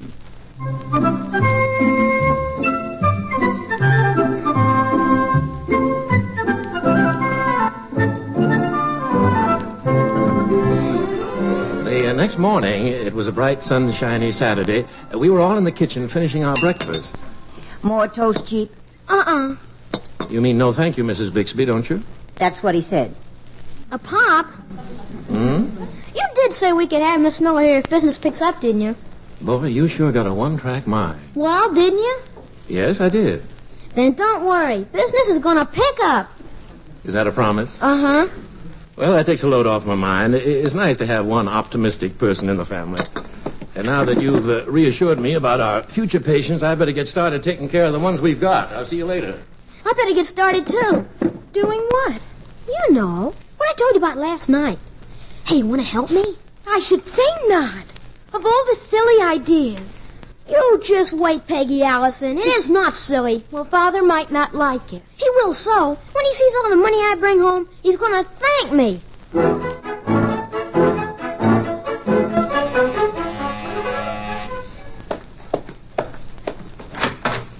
Well, hello there, little boy.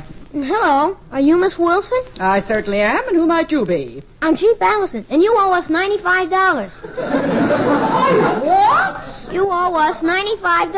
Well, what on earth are you talking about, and who's us? My father, Dr. Allison.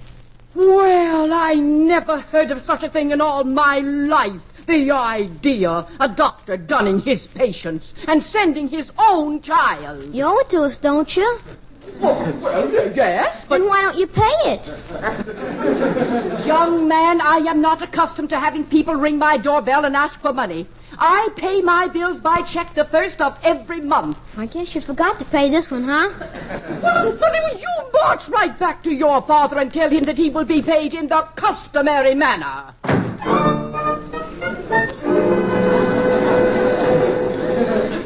$35. That's right, mister. You know, I'm glad to see you, young fella. You are? Most of the others acted kind of mad.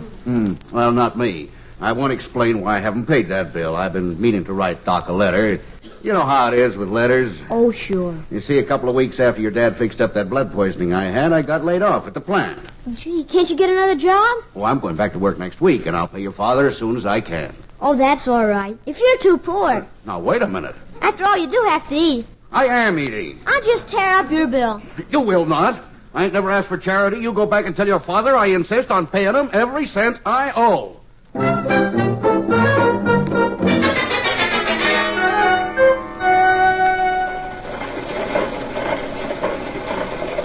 Hey, mister, if I give you an ad now, will it be in the paper this afternoon? Yep. Got it wrote out? Uh-huh. Here. Can you read it? Let's see. What's so funny? Is this your idea? Sure. Don't you think you ought to ask this Dr. Allison first? Supposed to be a surprise. Yeah? Kind of think it will be, Sonny. I'll tell you something else. If I had my way, I'd put this on the front page.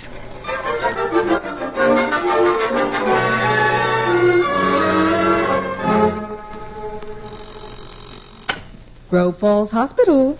Dr. Haskell, one moment, please. I'll connect you. Well, hello there, young man. Hello. Are you here to visit a patient? I want to find out if you have any extra work around here. Work? You mean for you? No, for my father. He's a doctor. Oh? See, we need money, so if you have some work for him, doctor's work, it'd help us out. What's your father's name? Dr. Robert Allison. He's a very good doctor, too. You don't have to worry. So if you have any operations or... Well, right now I'm afraid we don't have any. Oh. Well, if you ever do, will you please let him know? We certainly will.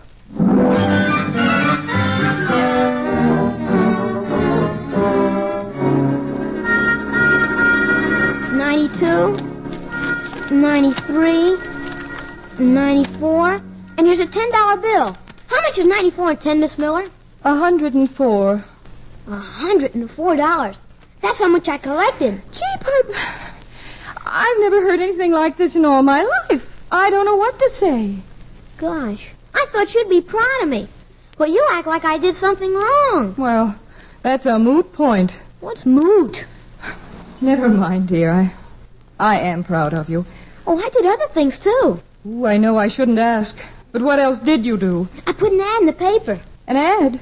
What kind of an ad? I made it up myself. Here, look. Oh, no.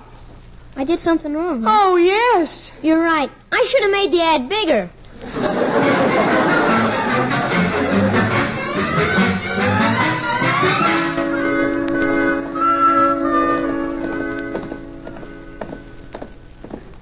Now, remember, Jeep, don't say a word. When we go into your father's office, you let me handle the whole thing. Yes, Miss Miller. And I don't think I'd better tell him everything all at once, either. Well, here we are. There you are, young man. What have you been up to? I'm not supposed to say anything. Miss Miller said she'd say it. Oh, hello. Hello? I don't know whether I'm going or coming. You don't know what's been happening. Yes, I do. There must have been 24 phone calls from people yelling about me sending out a young boy to collect my bills. At first, I didn't even know what they were talking about, but now I do. Jeep. Yes, Pop. I want a complete explanation, and I want it now. Is it all right if I tell you, Doctor? Well, I don't care who tells me as long as I find out. Well, I think you'd better sit down first. What for? Well, it's, there are a few things you don't know. Oh? Well, okay, I'm sitting. Has anyone called you from the hospital yet? No, why? Well, it seems that... Oh, dear, I don't know how to tell you. That's probably a patient. We'll come back some other time, huh, Miss Miller? You stay right where you are. Come in. Dr. Allison? Go in the other room and take off your shirt. I am not a patient. I am here to discuss certain unethical practices which have come to my attention. Well, who are you? I'm Paul Haskell, chief resident physician at the Grove Falls Hospital. I'm glad to meet you, Doctor. You may not be when you've heard what I have to say. Well, won't you sit down? I prefer to stand. You don't mind if I sit down? I don't care if you...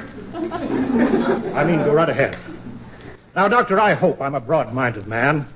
But when a physician has the unmitigated gall to solicit work from a hospital... Well, who was the physician? Oh, no, don't tell me. And sending your own child around to do the soliciting for you. Oh, no.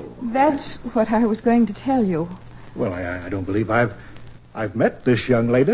Miss Miller, Dr. Haskell. Well, how do you do? Not too well, thank you. And this fine young lad? This fine young lad is the one who did the soliciting. Oh. Well, now, I don't want to be stuffy about this.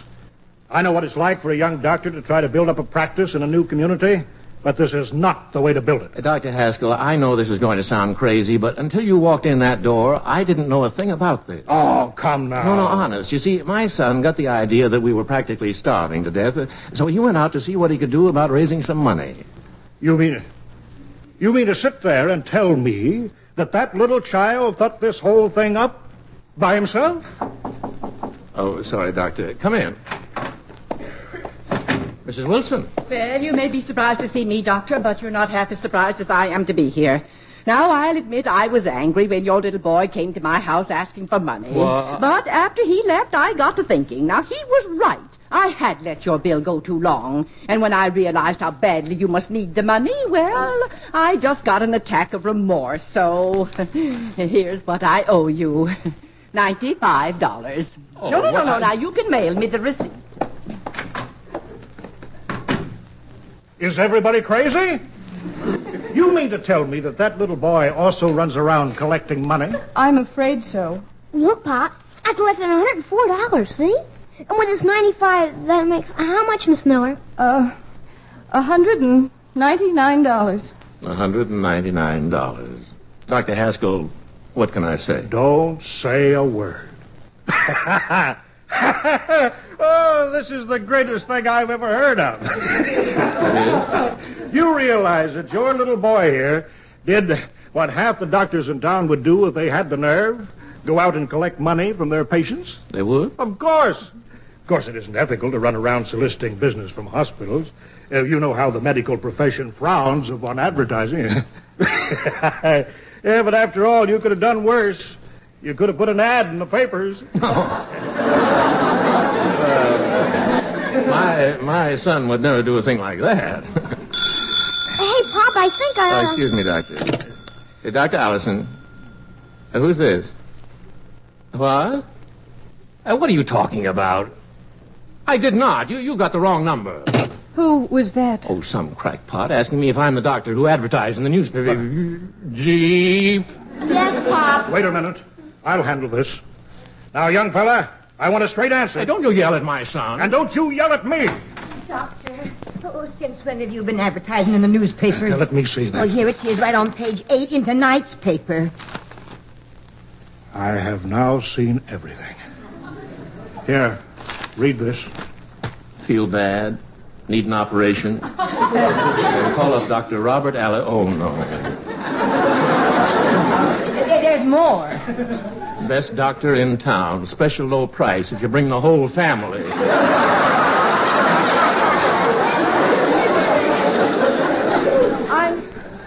I didn't know how to tell you. I think I'll go outside and play. Jeep, you stay right where you are.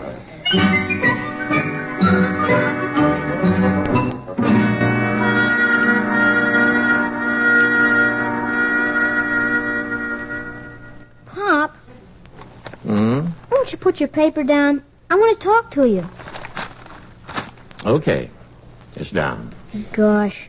You're not still mad at me, are you? It's been almost a week now. I'll tell you something, Jeep.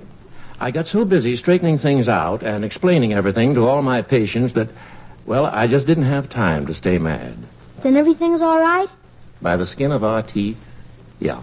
But I mean between you and me. Oh, sure it is, son. I even learned something from all this. You did?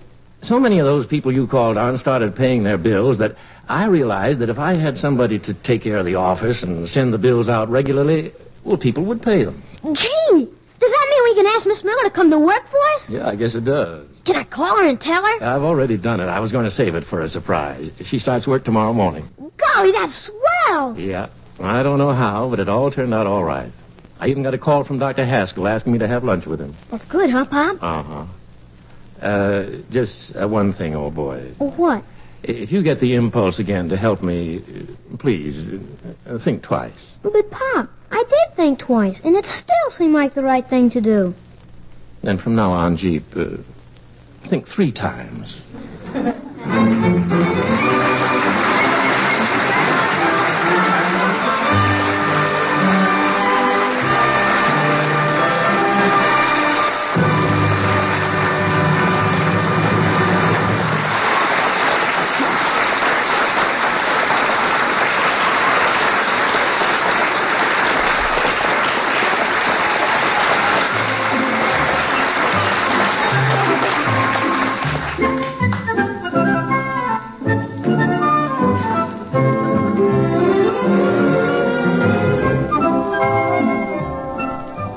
My Son Jeep was created and written by Walter Black and William Mendrick and directed by Dan Sutter. Music selection by John Geller. Tonight's cast included Lynn Allen as Barbara Miller, Joan Laser as Peggy Allison, and Leona Powers as Mrs. Bixby, with Wendell Holmes, Ethel Wilson, Ellen Leslie, Louis Van Ruten, and young Martin Houston as 10-year-old Jeep. Starring in the role of Dr. Allison is one of America's finest comedians and most versatile performers, Donald Cook. And now, this is Fred Collins inviting you to be with us again next week, same time, same station, for the next delightful episode of My Son Jeep.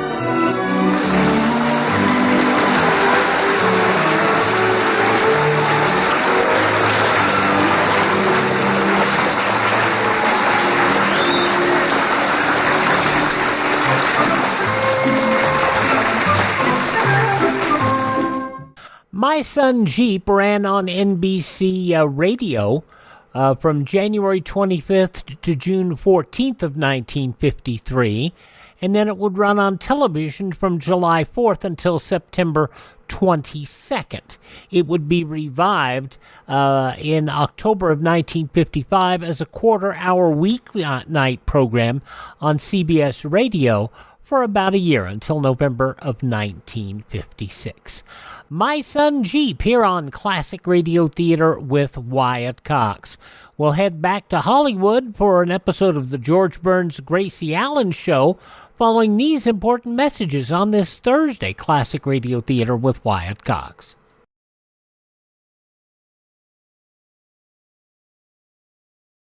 Ladies and gentlemen, last year's traffic death toll was 37,500, a 7% increase over 1950. The National Safety Council believes that the best way to promote safety on the road is for each of us to know and obey traffic laws, to read and heed traffic signs. So be careful. The life you save may be your own. An invitation to support this show by coming over and visiting our webpage at classicradio.stream. That's classicradio.stream. Stream our shows there on demand. Learn about building a classic radio collection of your own. You can also find our social media links. You can find a lot of items for sale. And if you'd like to buy me a coffee, you can do that as well, although we'll take it in either the form of Dr. Pepper or herbal tea, one or the other. Tomorrow, crime, Sidney Greenstreet as Nero Wolfe in The New Adventures of Nero Wolfe, a 1941 edition of The Shadow, Frank Sinatra as Rocky Fortune, Mr. Keen Tracer of Lost Persons, suspense, and we will get back to Pine Ridge and see what's going on with Lum and Abner and how he's doing in jail. But right now, let us head out to Hollywood and see what's going on in the home of George Burns and Gracie Allen from 80 years ago today, January 25th, 1944. Well, hello. Come right in. Oh, George, we've got company.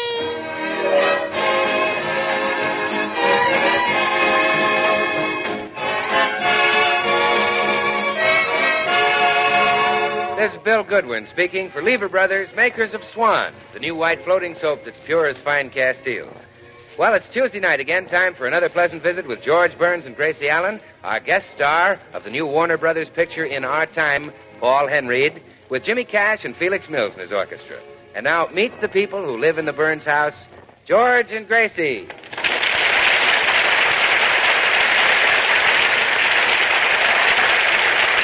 Well, it's morning in the Burns home, and Gracie is in the kitchen talking to that eminent actor and poolroom bum, Nigel Bolingbroke. They're discussing their school of culture, a venture which operates only when George is safely out of the house. Oh, Mrs. Burns, if only your husband would relent, we could operate our school on a larger scale. It's no use, Mr. Bolingbroke. George just doesn't like you, and he's very stubborn about people. I'll never forget his attitude toward my mother after our wedding. Nasty, eh? Oh, very. We went on a honeymoon trip to Niagara Falls, and every day we were there, I got a letter from George saying, I hope your mother falls in. It's a pity he has no tolerance. As treasurer of our culture school, I would like to see a larger enrollment. Oh, by the way, Mr. Bolingbroke, what are you doing with the money? I'm making a conservative investment in a brewery, dear lady. A glass at a time. Oh, you're such a clever businessman. Thank you. You know, I've got a good business head, too. I thought our school might get more business if we had a catchy slogan. Also, you wrote one. Uh-huh. How's this? We make gentlemen out of tramps, and culture needs no ration stamp. It's a lyrical triumph. And here's one that should appeal to women. If your manners are good and your talk is classy, men might overlook an inferior chassis. Brilliantly expressed. Yes, and this one might attract soldiers who are home on leave. Don't be unpopular while you're marching. Discuss books and music with your sergeants. It's enough. You've outdone yourself. Well, I thought you'd like them. And I have another idea, too. What if we had testimonials from movie stars? Testimonials? Yes, a statement from Errol Flynn that our course in poise cured his bashfulness.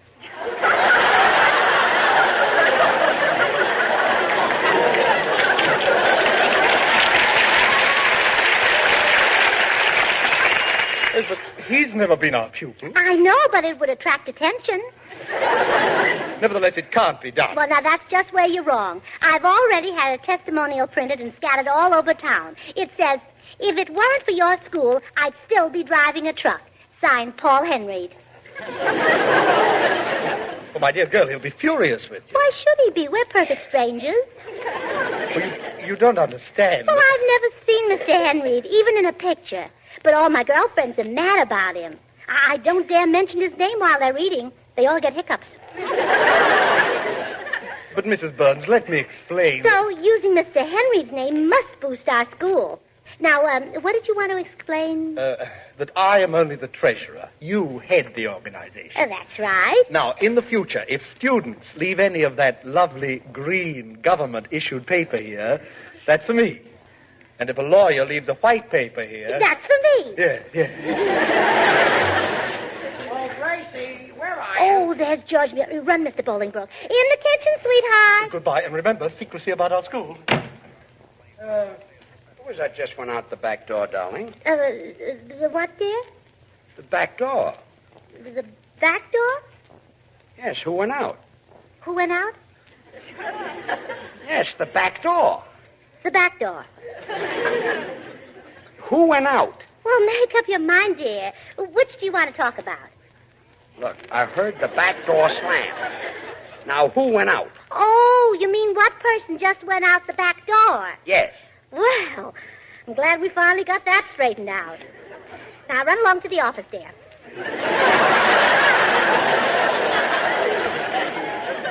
Gracie, I'm not leaving till you tell me who was here. Oh, all right. I wanted to surprise you, but if you must know, I'll tell you. Good.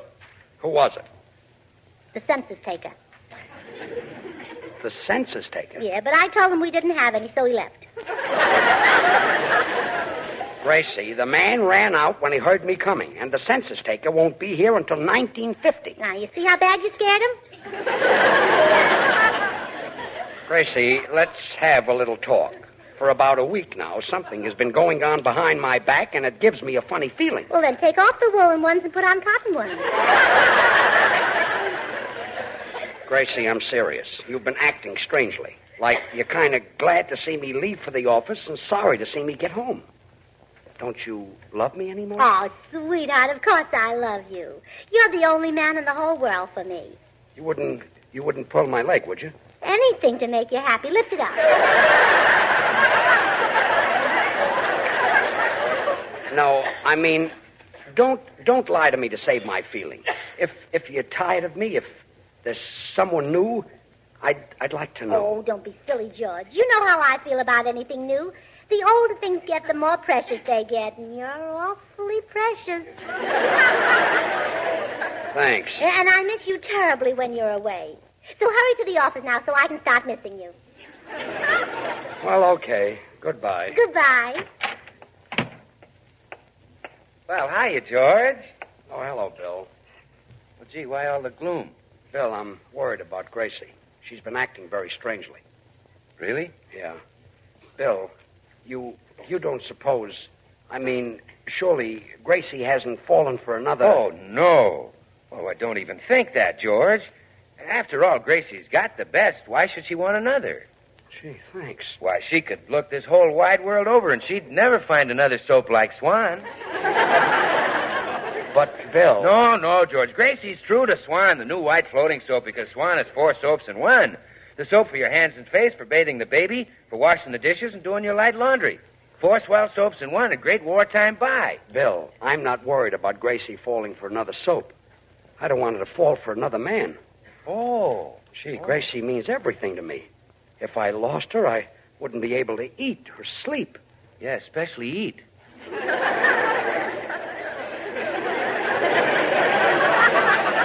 Bill, this is serious. I may be losing my wife. Oh, don't be silly, George. Gracie's crazy about you. Are you sure, Bill? Oh, sure. She worships the very ground you walk on. Why, she told me once that it filled her with ecstasy just to have you kiss her hand. Gee. She said your lips felt as thrilling as a pan of Swan suds. Oh, yes, she did. That's a pretty big thrill. Oh, sure. Swan's great for washing the dishes. It's a quick suds and wonder that gives you loads of long-lasting, hard-working suds. And boy, are those baby gentle Swan suds kind to your hands. Look, Bill, forget the soap for a minute. I need your help.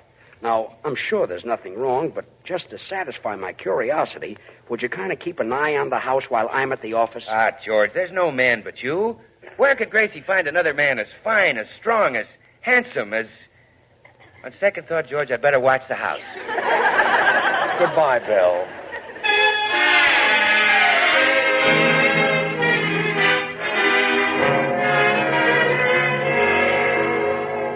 Well, Gracie never dreamed that Paul Henry would see one of the handbills claiming him as a graduate of her school of culture. But he did. As a result, arriving at the Burns home with a bewildered look on his face is Paul Henry.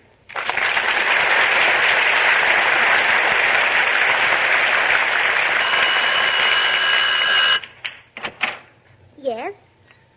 Pardon me, is this the school of culture that claims Paul Henry as a graduate? Oh, yes. Come right in. Thank you. Yes, indeed. We're mighty proud of what we did for Paul. And we can do the same for you. Oh, I see. Well, just what did you do for Paul? Only made him over, that's all. We like to work with raw material, and Mr. Henry was about the rawest we ever had. Really? Oh, you should have seen him. Sort of a young Wallace Beery. But you succeeded in making him a gentleman. Well, finally. First, we taught him grace and poise by making him walk around with a book balanced on his head. He was very good at that. I'm pleased to hear it. He had a natural ability. His head was gorgeously flat. A rare gift. Yes, and then we taught him how to make love. Surely that was one thing you didn't have to teach him. Oh, I can see that you don't know Mr. Henry. Oh, of course, he knew a few things, such as how to hold hands and wink. Scarcely enough for a well-rounded life. I should say not. So we gave him our course in cultured whistling. Cultured whistling? Well, yes, we taught him how to whistle things like Bach and Beethoven. That way he can pick up a much nicer class of girls. Did this complete his course? Oh, no. And then we thought up tricks for him to do in the movies, like the one in that picture with Betty Davis, where he lit 2 cigarettes at once. That was your idea? But of course. When he came to me, he was so clumsy that he burned himself lighting just 1 cigarette. Incredible. Well, now, if he had taken our advanced course, by now he could have put the whole pack in his mouth. Which would have easily won the Academy Award. Well, sure. And now I've got a thrill for you. I can make you into another Paul Henry. No. Yes. Of course, first you'll have to get rid of that funny accent. Oh, naturally. Where are you from, Alabama? No, Missouri. Oh. Well, what do you say? Would you like to sign up? Madam, my name is Paul Henry. Oh, well, then we'll have to change it. 1 is enough. You don't understand. I've led you on just to see how far you would go. I am the only Paul Henry. You? Yes. You're sure? I have the word of my mother and father. Can you trust them? Implicitly. You have used my name falsely in connection with your school, madam. Well, I'm very sorry, but I will have to have my lawyers call on you. Oh, please. Please, no tears. This is the end of my career. I only wanted to spread culture and be a woman that everybody admired. No, I wanted to do for humanity what Florence did for the Nightingale.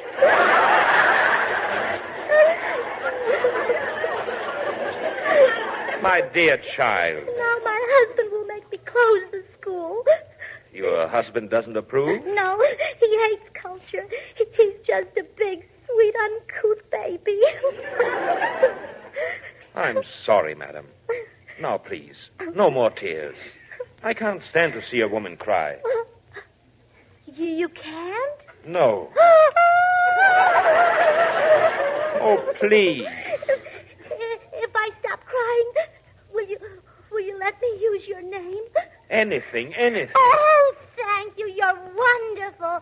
And will you talk my husband into letting me run the school all the time? Oh, no, I couldn't do that. Oh. All right. I'll talk to your husband. I'll explain how much this culture school means to you. Oh, you're an angel, Mr. Henry. And I'm sorry I said your head was flat. That's all right. You know, it really comes to a lovely point.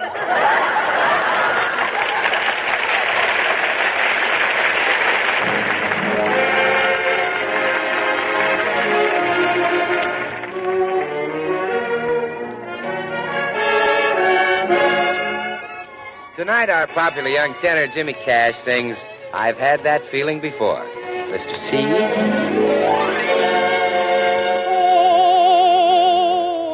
I've had this feeling before, but never like this.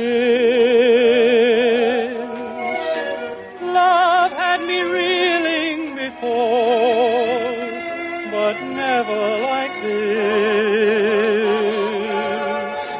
Whoever dreamed this could happen to someone supposed to be smart? I must have really been napping to let you walk off with my heart. My dreams, and I've had quite a few, were never like this. Too good to be true, but so was that kiss. I know by the way my heart leads that this time I'm playing for keeps. Yes, I've had this feeling before, darling, but never like.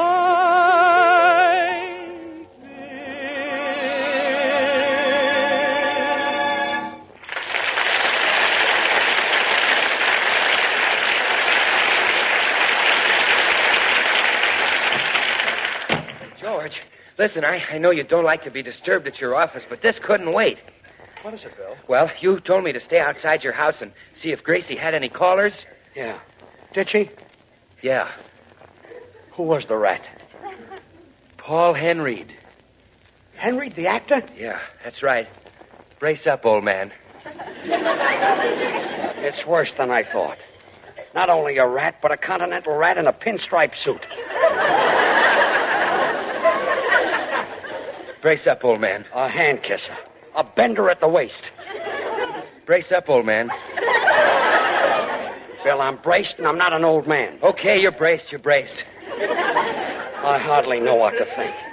Bill, what would you do if you were me and your wife fell for Paul Henry? Well, I'd get a gun. Yeah? And I'd load it. Yeah? And I'd shoot myself. Well, you're a big help. Come in. Pardon me. My name is Henry, and I'm looking for George Burns. Huh? Well, here I am. Hey, should I stay, George? No, Bill. You wait outside. I'll handle this. Well, okay. But if he starts anything, just scream. Well, Mr. Henry? Mr. Burns, let me begin by telling you that I'm acquainted with your wife. A most charming and lovable person. I know that. I'm her husband. Mr. Burns, I'll be frank. Your wife has turned to me to help her get released from a very ordinary and humdrum existence. Well, that's nice. I appreciate the fact that this is a rather unconventional situation, but we can hardly blame her for wanting a little culture, can we? Gee, I thought I made her happy. Oh, come now, Mr. Burns. Supplying 3 meals a day and a roof over her head, plus an occasional kiss on the cheek. Oh, surely you must realize that any woman wants more than that from life. Are you sure Gracie feels this way? Positive. She begged me to come and talk to you. And when I refused, well, she burst into tears. Holy smoke, am I that bad? Yes. You are keeping her dreams from coming true. Well, I'd kind of like to think it over. All right. There is no hurry. I'll come to your home later today for your decision. Bonjour, Monsieur Burns. Bonjour.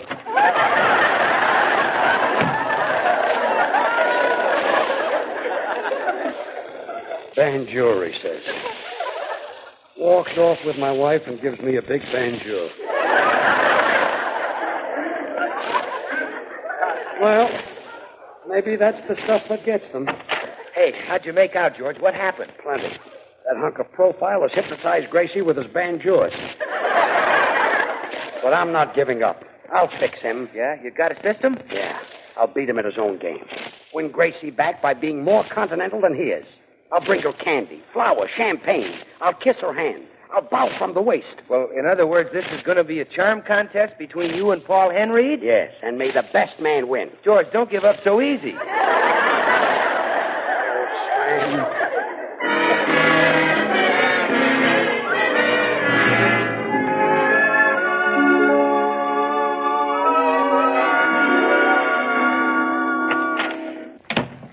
Hello, George. Home so early? Oh, bonjour, my little dove. Bonjour. Why, George.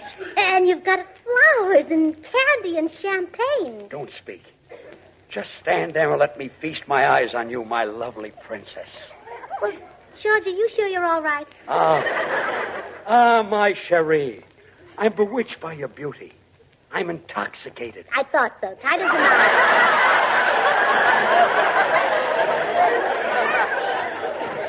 No, my queen. I'm always this way when you're near me. May I kiss your hand? Well, yes, if you want to. And now, may I kiss your other hand? Well, yes, I'd love it. Now let me kiss your hand. I'm mad about you. Tell me, my pet. Do you like me more than Paul Henry? Of course. Paul Henry couldn't like you more than I do. No, sweetheart. I mean, could he be a better husband than I am? Oh, don't be silly. Come in. Oh, come in, Mr. Henry. Thank you. Well, came to get the decision, eh, Henry? Well, I've got bad news for you. My wife loves me. She's crazy about me. She thinks I'm the most charming man in the whole world. But You find that kind of hard to believe, don't you? A little. You're a good loser, Henry. Goodbye and no hard feelings. But what about the culture school? The culture? What culture Oh, school? George, didn't Mr. Henry tell you? Our home has been a center of culture. While you weren't home, of course. Huh? Well, that's what I asked you in your office. If your wife might run her culture school. You mean that's all there ever was between you two? A culture school? Of course. Oh, George Burns, you didn't think I had fallen for Mr. Henry. Well, Oh, you silly boy. Mr. Henry may be a great actor and talented and charming and handsome, but I like your type better. Thanks. Gee, I'm glad that's cleared up. Me too. Well, I'll go out and make some tea so we can drink to the success of our culture school. Gee, Mr. Henry, I guess I owe you an apology. Ha-ha! I knew I'd find you here, Henry, you home wrecker. Oh, my dear fellow. Don't you, dear fellow, me going around stealing another man's wife. Bill. You needn't be afraid, George. I'm here. Bill. How anybody could have the nerve to take advantage of a poor, feeble, little old man. I know how you guys operate, Henry. First it's candy and flowers, then jewelry, then a yacht. And then if she still says no, you offer her what no woman can resist. A bar of Swan soap. I beg your pardon? You know that women love Swan because it's the white floating soap that's 4 soaps in one. Great for their hands and face or for bathing the baby, and wonderful for dishes and light laundry.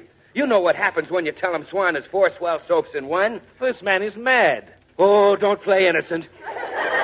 You know how you lay that accent on as you close in for the kill and say, Mon ami, the doctors recommend Swan for bathing the baby. Sure, because you know that it's pure as fine Castiles and mild as May. And you know if Swan is kind to a baby's tender skin, you couldn't ask for a better soap for your hands and face, your complexion. Well, I suggest we discuss this some other time. Not so fast, Henry. You've insulted my friend, George Burns. Bill. Just because he's a poor, broken down, dried up little weasel of a man.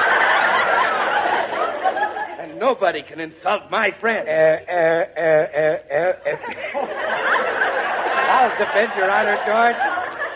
Mr. Henry, I challenge you to a duel. I suppose that's the only way to get rid of you. Very well. Name your weapons. Pistols? Swords? Swan soap at 20 paces. What? We'll stand back to back at dawn, and we'll break a bar of Swan in 2. You walk 20 paces into the bathroom and use your half for your heads and face, tub, or shower, and I'll walk 20 paces into the kitchen and use my half for my dishes and light laundry. Bill, Paul Henry is not trying to take Gracie away from me. He's not? No. I merely wanted to help Mrs. Burns in her school for culture. Oh. Well, I guess the joke's on me, huh? Gosh, Mr. Henry, you must think I'm a loud, stupid fool. Oh, you weren't so loud. Why can't I keep my big mouth shut? So long, folks.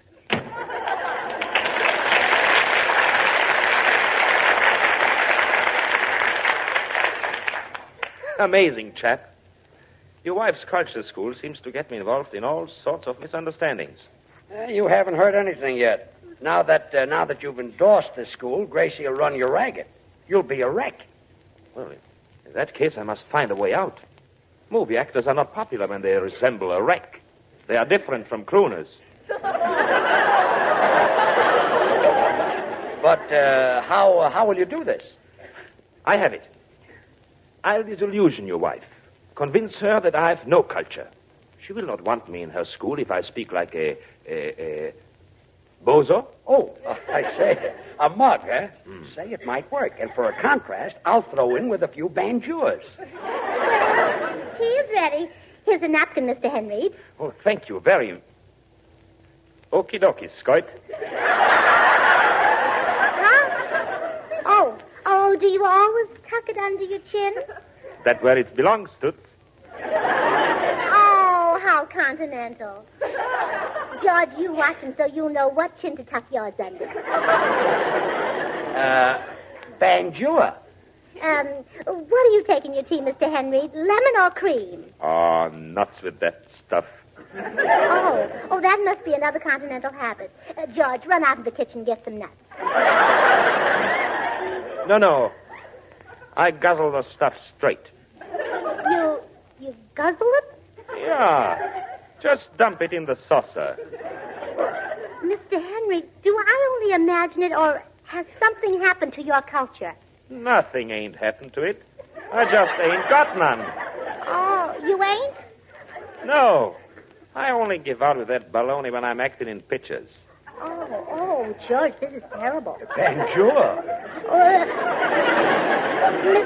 Mr. Henry, I'm afraid I've made a mistake. You just don't belong in a culture school. I hope you don't feel hurt. Schmidt. That ain't no skin of my nose. Well, nice to have met you. Oh, the bum's rush, eh? Okay, I'll scram. Banjure, Paul. Banjure.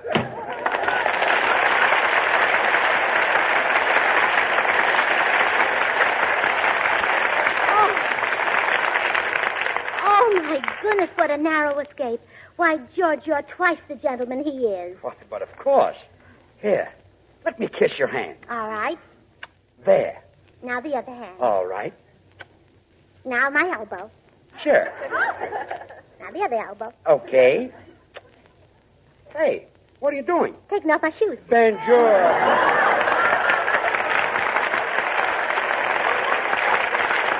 George and Gracie will be back in a second, so I'll just stay here just about long enough to ask you if you've been turning in your waste kitchen fat and collecting those 2 brown ration points your butcher will give you for every pound of waste fat you give him. I don't have to tell you how much that waste fat is needed. You know it's converted into glycerin.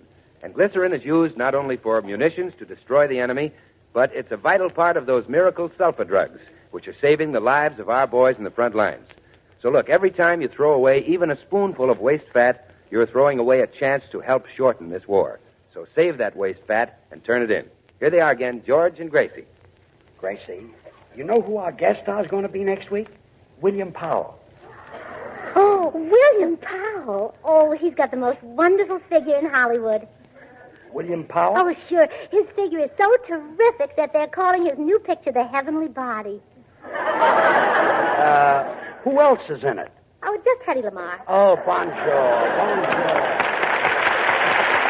Our guest tonight, Paul Henry, will soon be seeing the Warner picture in our time. The makers of Swan, the new white floating soap, join George and Gracie in inviting you to tune into your Columbia station again next Tuesday, same time. We'll have as our guest William Powell. The following week, Adolphe Manjou and Barry Teasdale. Remember, George Burns and Gracie Allen, CBS, next Tuesday night. From 80 years ago, George Burns and Gracie Allen here on Classic Radio Theater with Wyatt Cox. Thank you for joining us on this Thursday edition of the show. Crime Tomorrow with the new adventures of Nero Wolfe, The Shadow, Rocky Fortune, Mr. Keen, Tracer of Lost Persons, Suspense, and Lum and Abner. And coming up next, Harold Perry as the Great Gildersleeve. But first...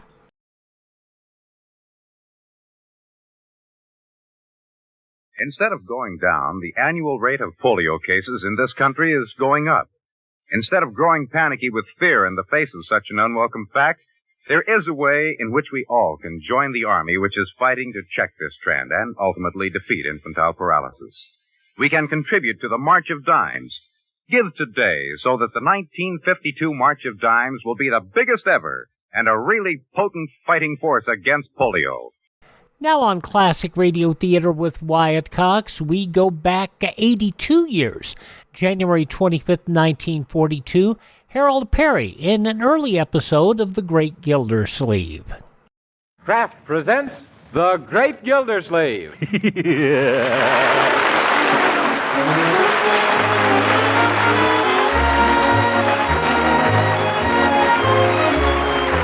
The Kraft Cheese Company, who also bring you Bing Crosby every Thursday night, present each week at this time Harold Perry as the Great Gildersleeve, written by Leonard L. Levinson.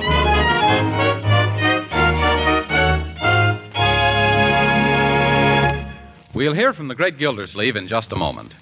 But first, do you know what comes to my mind when I think of fresh bread, steaming hot baked potatoes, tasty pan-fried breakfast eggs, luscious cakes and cookies?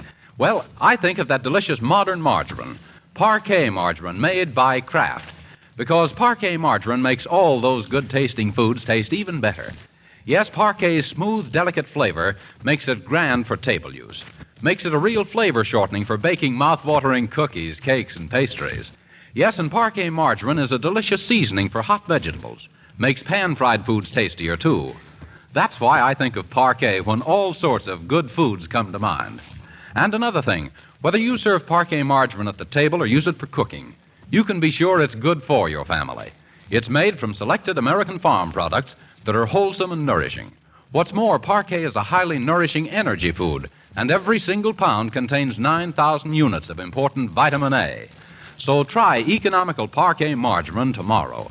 Just ask your dealer for Parquet, Parkay, the delicious margarine made by Kraft.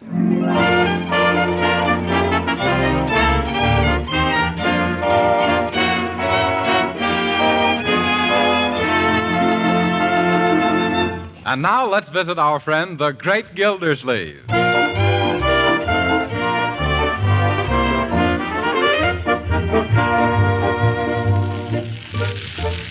hot cocoa, Judge Hooker? No thanks, Bertie. I'm warm enough. My, but a nice fire feels good on a cold night, doesn't it, Gildersleeve? How should I know? You've been blocking the heat in front of this fire all evening. If you're not careful, you'll give yourself a high hot foot. But, gee, Uncle Mort, don't you think the fire is good for Judge Hooker's ideas? I don't know what you mean, Leroy. Well, you said they were just half-baked. Yes. I don't recall. Young man, isn't it time for you to be in bed? Yeah, but you promised I could stay up as long as we had company. Well, that's right, only I never thought the company... excuse me, Judge. I guess my foot's fallen asleep. Oh, you needn't hint, Gildersleeve. I'm going. Only it's been so cozy here, and the conversation's been so interesting. Conversation? Sounded more like a monologue to me. Don't they let you talk down in your courtroom, Judge? Poor man, he's just lonely and blue, that's all. Who's lonely and blue? Why, just because I like the family atmosphere around here, in preference to sitting in that big, cold, empty house of mine, does that mean I'm lonely and blue? Yes. Otherwise, you wouldn't come and stand in front of our fire and get all friendly and pink. Well, maybe you're right. You know what you need, Judge Hooker? Some good woman. No, I don't. I've tried a dozen housekeepers, but they all quit. Well, personally, I don't blame them, Judge. You're as crusty as a carload of peanut brittle. What do you mean, crusty? I'll have you know that I'm still considered one of Summerfield's most eligible bachelors. Yeah? Eligible for what? Social Security? Yeah. Leroy, aren't you in bed yet? Oh, another hint. Bertie, my coat and hat, please. Yes. Now, Judge, don't leave just because Leroy's going to bed. How about a game of old maid or rummy? No, thanks, Gildy. You play rummy like an old maid and old maid like a rummy. Oh, a bad loser, eh? Here's your wraps, Judge. Now be sure and bundle up well. Thank you. My, I don't blame the government for clamping down on the weather reports. Why, Bertie? Well, the less said about this weather, the better. I guess you're right. Well, good night, folks. Yeah. Good night, you little legal loophole. Now, don't be too harsh on him, Mr. Gilsleeve. Huh? The poor man is only hungering for companionship. Yes, and our food. Why, when he looks at you in this nice house with your nice niece and nephew and eating all the nice meals I fixed, spring is here again. Yeah. You know, deep down, Bertie, I really like the little duffer. And when I spoke about him needing a good woman, I didn't mean a housekeeper. I meant a good wife. Well, then why don't you introduce him to some nice ladies that he might take to? Take two? That'd be bigamy, Bertie. You really only allowed one. Say, are you going to marry off the judge? Well, I don't want to count my chickens before they're hatched, but Leroy, I thought I told you to go to bed. You did, Uncle Mort, twice. Well, I'm not going to tell you again. Gee, that's swell, Uncle. It was getting sort of monotonous. Yeah. Okay, I'm going right now.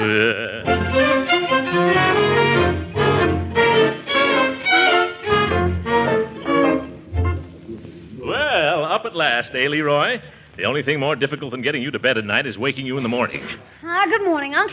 Say, remember what you said last night about finding somebody to marry Judge Hooker? Oh, well, I didn't mean for you to hear that, young man. Well, it's lucky I did, because I've got somebody all lined up. Yep. What do you mean? Who? One of my teachers at school, Miss Cagle. Huh? Boy, the whole class has been trying to figure out a way to get rid of her ever since September. If they have? Yeah, well, they be glad when I tell them the judge is going to marry her. Whoa, here. Wait a minute, Leroy. First, what sort of a lady is this Miss Cagle? Well, to give you an idea, the kids elected her Miss Poison Puss of 1942. Unanimous. Why, she's so... Yeah, but if she's anything at all like that, why, nominate her for the title of Mrs. Hooker. Is that wrong? Well, after all, we're trying to make the judge's life brighter. Miss Cagle sounds like a drip of the first water. Oh, gee, that's right. I was so anxious to get her off our hands, I didn't realize what a dirty trick it'd be on the judge. Yes. Well, we'll have to think of somebody else, I guess. Excuse me, Mr. Gilsleeve, but how about looking here in the morning paper? The morning paper? For what? For the bride. Maybe one of the persons in the personal will turn out to be the judge's dream girl. Well, thanks, Bertie. No harm in looking. Let me see. Oh, yes, here we are. Personals. Attractive young lady, blonde, wishes to meet sympathetic gentleman of means. Object, Hollywood. No, I don't think that's the judge's style. Read the next one. That sounded better. Yes. Here it is. A well-to-do widow, interested in meeting professional man over 50. Have refined tastes and grand piano. Also private income, own car, and 7 delightful children who will add life to any home. Oh. Gee, for 7 kids. Yes, wrong number. I'm sorry, Bertie. I'm afraid our little Justice wouldn't have any peace if we snagged him a helpmate out of the help wanted. Oh, Jeepers, look at the time. I gotta get over to Piggy Banks' house. Yeah? What for, Leroy? His Aunt Henrietta is knitting sweaters for the army, and I'm to bring her some wool Marjorie left for her. Well, run along by all means, then. So Henrietta Banks is in town. Say, Henrietta Banks. What's the matter with her? Nothing. She's perfect. For Judge Hooker, I mean. She has a nice social position. Her grandfather was the first white child born in this county. And she's really not bad looking. Gee, I didn't know you knew Piggy's aunt, Uncle Mort. Yes, I met her about 10 years ago. I remembered I'd just ripped my trousers before she came over, and I didn't dare get up all the time she was here. It really was very embarrassing. She sure sounds like the future Miss Judge Hooker. Yeah, well, I'm going to try anyway. Let me have that yarn, Leroy. I'll deliver it. While I'm there, I can sort of subtly get around to talking about the judge and matrimony and things like that. Swell. I'll get your hat and coat on. But what about that appointment you had to get examined for insurance, Mr. Gillsleeve? Oh, yes, the insurance doctor's due here in half an hour. You tell him I was called away on business, Bertie. Have him come in a day or so. If I'm going to press the judge's suit, I better strike while the iron is hot. Hey, Uncle Mort. Thank you, Leroy. You know, I'm getting quite a kick out of this idea. Won't the judge be surprised when he finds out all I'm doing for him? Well, here I go. Good luck, Mr. Gillsleeve. Happy hunting, Unc. Yes, well, thanks. Goodbye. He's a pretty swell guy, isn't he, Bertie? He sure is. Going to all that trouble just to make two lonely people happy. That's right. Look at him walking down the street. A regular Dan Cupid. Yes, sir. Ain't he got the figure for it?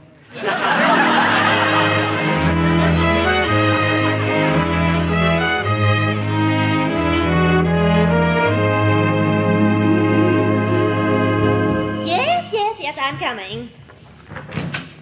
Oh, yes. Well, little Henrietta Banks. Why, you haven't changed a day since I saw you 10 years ago. I haven't. Oh, you're just being nice. Huh? Oh, now, don't tell me. I know who you are. You're Mr. Mr. Gilder something. That's right, Gilder Sleeve. Oh, yeah.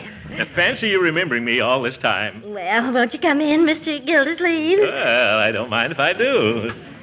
My nephew, Leroy Forrester, was bringing over this yarn for you, and he happened to mention your name, and I said, well, never mind. You'd be surprised what I said. Well, have a chair, won't you? Thank you. My, I can't imagine how you could remember me. Huh? After all, we only met once before, and you seemed so shy then. Shy? Oh, yes, I remember. That was just a temporary bashfulness on my part. I suppose I was just afraid of making the wrong impression. Oh, as if you could have. As if I couldn't have. But tell me, Miss Banks, or rather, Henrietta, that is, if you don't mind. Oh, no, not at all. Go right ahead. Well, when Leroy told me that you were here, I was greatly surprised to hear that you were still Miss Banks. You were? Yes. My, but I'll bet you put up a gallant fight against all the men who must have wanted to change your name. Well, some girls like a certain independence. Well, I knew that would be the trouble. That attitude of yours is hardly fair to us poor men, Henrietta. Oh, do you think so, Mr. Gildersleeve? Absolutely. Why, marriage is the most delightful of partnerships, I'm told. And reminds me, there's someone right here in this town who'd be just wonderful for you. Oh, really now? I don't know what on earth you're talking about. Now, Henrietta, you do too. I do not. Then I'll tell you. Oh, don't. So embarrassing. Who is it? Well, I'm not going to mention any names. But this fellow, well, he's been awfully lonesome. When I heard your name this morning, when he heard your name this morning... yes, I understand. Well, we... Oh, Mr. Gildersleeve, you haven't changed a bit. You're just as bashful and boyish as you were the first time I met you. Well, I wasn't quite prepared. Possibly I'd better come back another time. Yes, I think I should go now. You'll be hearing from me later. I will. Oh, goodbye, Mr. Gildersleeve. Oh, not goodbye. Au revoir, Henrietta. Oh.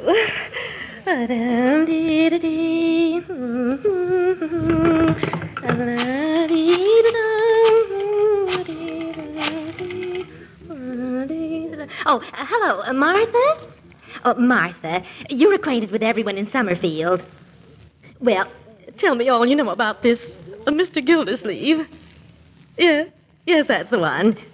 Yes? No. Well, what do you... No. No. No. Oh, no. Well, lucky me.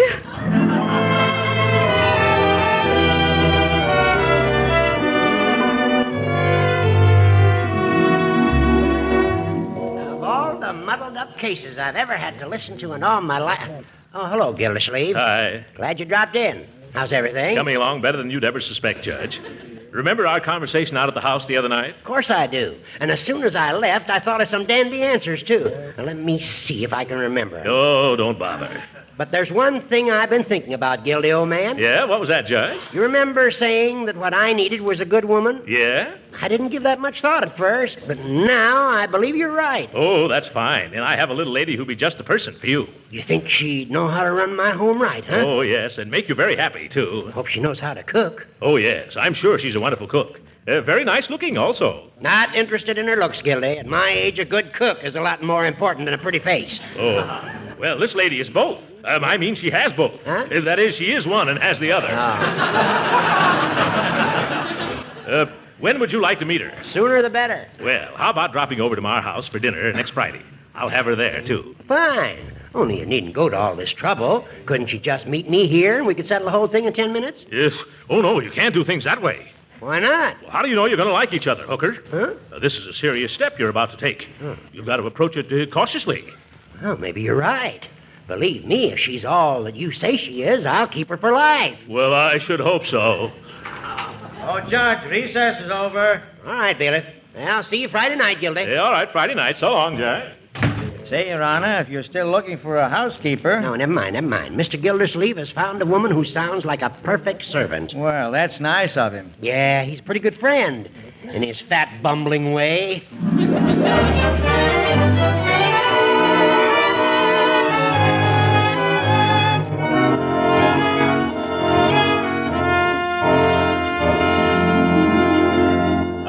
Good afternoon, Bertie. Hello, Leroy. Hi, Uncle Mort. Well, I've arranged the whole thing. Judge Hooker's coming to dinner day after tomorrow. Oh, then I better fix something extra special scrumptious with a touch of romantic and a dash of lovey-dovey. Yeah. You invited Miss Banks, of course. Oh, yes. And she was so excited she kept calling me a dear boy. I sure hope she's going to like Judge Hooker when she meets up with him. Oh, of course she will. Just as soon as I tell her that he's the unknown admirer who's been sending her the flowers and candy and poems. Say, did I read you the new poem I sent her last night? No, let's hear it, Unc. Yeah, I've got a copy of it here under the desk somewhere. Ah, yes, here it is, under the water bill. Listen to this, folks. Oh, Henrietta, sweet Henrietta, I can't forget a girl like you. Where'er I go, I see your face, in the sun and the snow or any old place. Your smile turns the winter into spring and makes my poor heart go ting-a-ling-a-ling. And though I'm so shy, I worship from afar. Way up in my sky, you're the number one star. Oh, Henrietta, sweet Henrietta, I'd sure like to get a girl like you. Oh, gee. Gee, I never knew you were a poet, Unc. You sure have a gift, Mr. Gilsleeve. Do you like it? I'll give you copies if you want them. Well, that should sure make her feel mushy towards the judge. Yeah. Say, does he know he's been writing her all that guff and sending her all that stuff? Yes. Oh, no, I've invited him to come here a half an hour before Henrietta gets here. Remind me to button Hooker and tell him all about it then. Yes, sir, that's a very good idea. Yeah. And he won't have time enough then to get cold feet. Yeah. And cold feet has ruined more romances one way or the other than practically anything.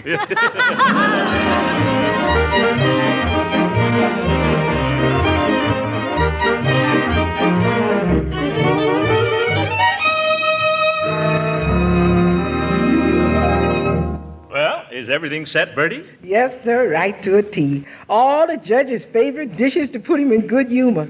You know, I planned to decorate the table with orange blossoms so Miss Banks would feel like a blushing bride, only I couldn't get none. So I used oranges, but we was out. And that's why we got lemons on the table. Yes. That must be the bridegroom-to-be now. Let him in, Bertie. Yes, sir. And won't he be surprised to learn of what we've done cooked up for him? Yeah. Leroy, leave those olives alone. Yes, sir, I was just rearranging them, that's all. Really? It ain't the judge, Mr. Gillsleeve. It's the insurance company. They done sent another doctor to give you that examination. Oh, my goodness. I can't make it now. Tell him I'm busy. Have him come here another time. Okay, but you better hurry before the rates go up. Gee, of all the times to show up just when we're ready to put over a big merger like this. Leroy, I wish you'd include yourself out of this affair. It's a delicate matter involving the future happiness of two fine people. And I don't want you in your juvenile way to mess it up. Oh, don't worry, Uncle Mort. I know my part. As soon as they go in the living room after dinner, I'll start playing those Nelson Eddy, Jeanette MacDonald records. Well, you're a bright boy, Leroy. That's right. Don't slip up now. The doctor done went, but he's been replaced by another visitor, Miss Henrietta Banks. What? Oh, she's too early, Bertie. Why, the judge isn't here yet. Of all the numbskull females that ever are. Hello, Henrietta. My, how lovely you look tonight. Oh, thank you, Throckmorton. Yeah? And dear little Leroy, how are you this evening? Oh, just fine, Miss Banks. Oh, come now. No more of this Miss Banks, darling. Just call me Auntie. Uh-oh. Well, how are you, Throckmorton? The cat still got your tongue? Who, me? Oh, no. We don't keep a tongue. I mean, nobody's got our cat. Won't you have a sit down? Thank you. Now, come over here and sit beside me. Huh? There. That's better, isn't it? Oh, yes, considerably. You know, I was so anxious to find out what your surprise was. I just couldn't wait. Oh. That's why I'm here so early. Do you think I'm acting like a giddy young schoolgirl? Yes. Oh, Throckmorton, you say the most flattering, precious things. Almost as nice as your poems. Yeah. My poems? But I never wrote you any poems. Oh, come now, don't deny them, you shy, modest boy. But there must be some mistake. Why, not at all. Oh, incidentally, Throckmorton, do you particularly like the color of those drapes at the window? Well, I don't know. I never gave it much thought. Why? Oh, I was just thinking about changing them, that's all. Oh, if you mean... yes. That's what I thought you meant. Throckmorton, am I going to get that big surprise before dinner or afterward? Well, Henrietta, looks like you're going to get it any minute now. Excuse me, Mr. Gillsleeve, but there's an important phone call for you. Phone call? Oh, my goodness. Excuse me, please. I'll be right back. Yes. Hello, who is this? Hello, Gildy, old chap. This is Hooker.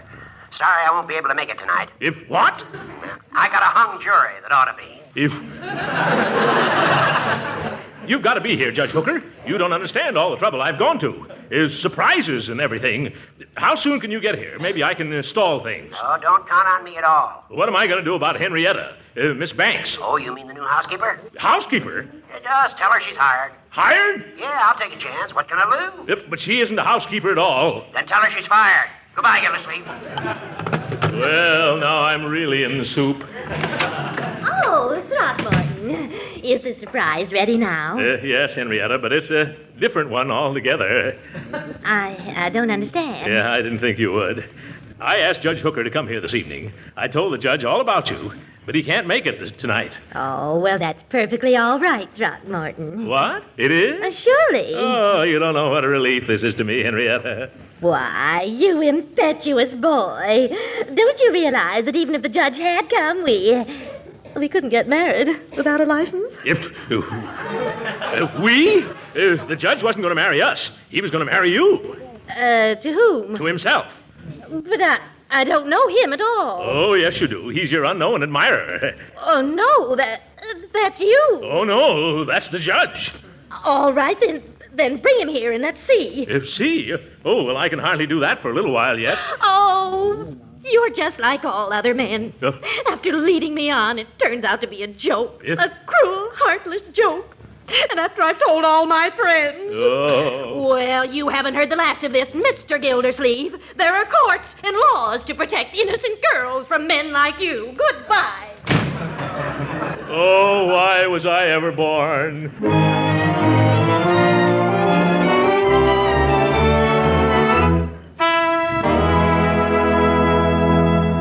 I'm telling you, Judge. Leroy got it straight from the little Banks boy. His aunt has called in some lawyer named Taylor. Oh, he's a tough man, this Taylor. He'll take you straight to the cleaners. That's what I'm afraid of. They've been going over those letters and poems that I sent Henrietta. Uh-oh, that's bad. Yes. If they ever read those poems in court, I'll never be able to hold up my head again in Summerfield. It serves you right for trying to marry me off. Gildersleeve, you're a pretty stupid Cupid. But I meant everything for the best, Judge. Oh, please, can't you help me? Why, yes, Gildersleeve, I'll be glad to help you. If you publish those poems, put me down for a copy. Now, see here, Hooker. That's the wrong attitude after I played John Alden to your Pocahontas. Gildersleeve, I'm going to get out of here before I get involved in this scandalous case. Goodbye. I'll be seeing you in the funny paper, Gildy. The old goat. There's gratitude for you. The next time I take pity on him, I hope somebody gives me a good swift kick in the telephone. Hello? Who? Oh, Mr. Taylor. Tomorrow, Mr. Taylor? What time, Mr. Taylor? Goodbye, Mr. Taylor. Oh, now my goose is frigazed.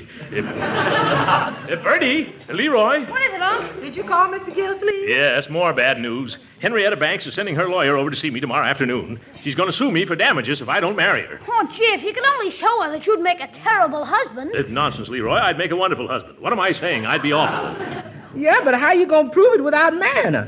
Huh? Wait a minute. I just had an idea. Yes, I think it'd work out. If I could only convince that lawyer of hers that I'm not worth marrying. But how? I know. Now listen, you two. When Mr. Taylor, the lawyer, shows up tomorrow, Bertie, you'll meet him at the door, and then you'll say to him...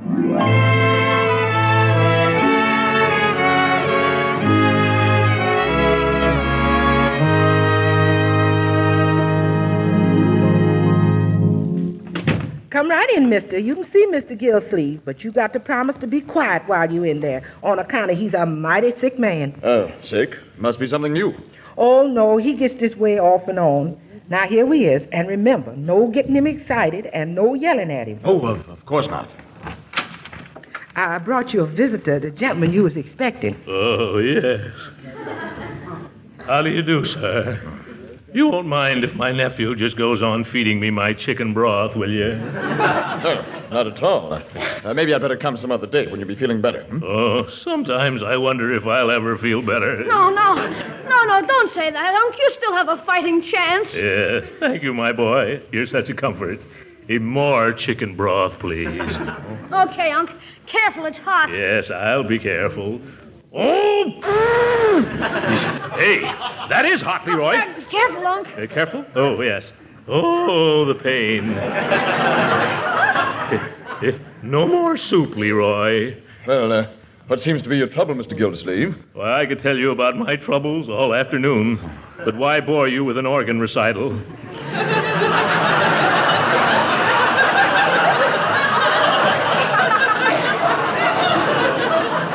Yes, sir? That man is in no shape to get married, and any lady who gets hitched up with him better be ready to dye her wedding veil black. No, Bertie, never say die. Uncle Mort still has a 50-50 chance. Is that so? Do you want to bet? Oh. Do you want to finish dictating your will, Uncle? Excuse me for interrupting, Mr. Gildersleeve, but what's wrong with you? My heart. Oh, high blood pressure? Alternating with low blood pressure. Rather unusual. Yeah. Anything else? Yes, anything else. Unc has been given up by 10 doctors, 6 hospitals, and a chiropractor. So you can see I'm really in no condition to take on new obligations. Well, I should think not. Yeah. I don't see any reason for me to waste any time examining you. I'll just go back and report. Yeah. Oh, excuse me. Hand me the telephone, Leroy. Thanks. Hello? Hello, Gildersleeve. This is Judge Hooker. Say, heard the good news yet? It's all over the courthouse. Congratulations, you lucky stiff. I don't think I understand. Why, you know what's happened? Henrietta Banks has gone and eloped with her lawyer, George Taylor. What? Yeah, well, so long. Well, wow, this is wonderful. All my troubles are over. Now she can't sue me. Henrietta married her lawyer, folks. Say, if she... Then who are you, mister? Me? Oh, I thought you knew. I'm the doctor from the insurance company. What? Oh, yeah. I'm sorry you didn't make the grade, Mr. Gildersleeve. Goodbye. Oh! The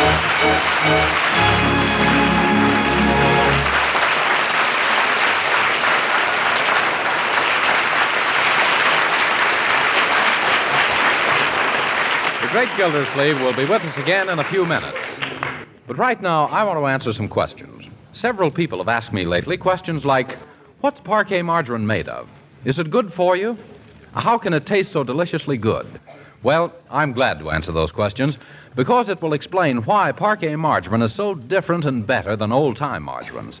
Why it's a downright delicious food that's nourishing and wholesome, too. You see, parquet is a modern vegetable margarine made by Kraft, and the pure, refined American vegetable oils that go into parquet help make it the highly nutritious energy food that it is. And to its wholesome goodness, Kraft adds important vitamin A to parquet margarine, 9,000 units to every pound. Now, about parquet margarine's delicious flavor, it's Kraft's long experience in making good-tasting foods that accounts for that. Yes, if you think all margarines are alike, just taste parquet. That rich, delicate parquet flavor is making it a favorite everywhere for table use and for cooking, too. But why not find out about parquet margarine's goodness yourself? Yes, try a pound or two of economical parquet margarine tomorrow. Just ask for Parquet, Parkay, the delicious modern margarine made by Kraft, the makers of famous Miracle Whip salad dressing.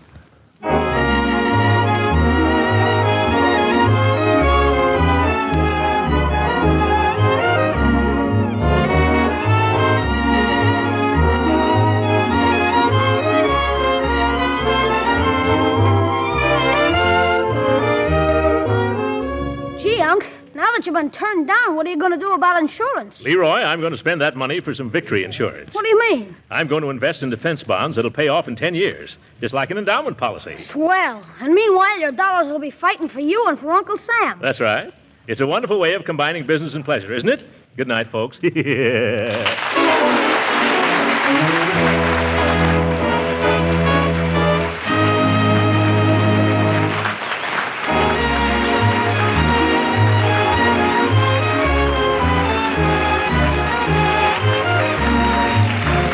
Original music heard on this program was composed and conducted by William Randolph.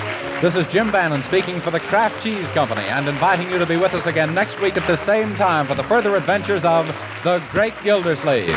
This is the National Broadcasting Company. Gotta love the war bond pitch sewn right into the fabric of the program. 82 years ago, January 25th, 1942, Harold Perry is the Great Gildersleeve, which was a spin-off from Fibber McGee and Molly. And we'll take a trip to Wistful Vista for a quick visit in just a moment. You're listening to a Thursday Classic Radio Theater with Wyatt Cox.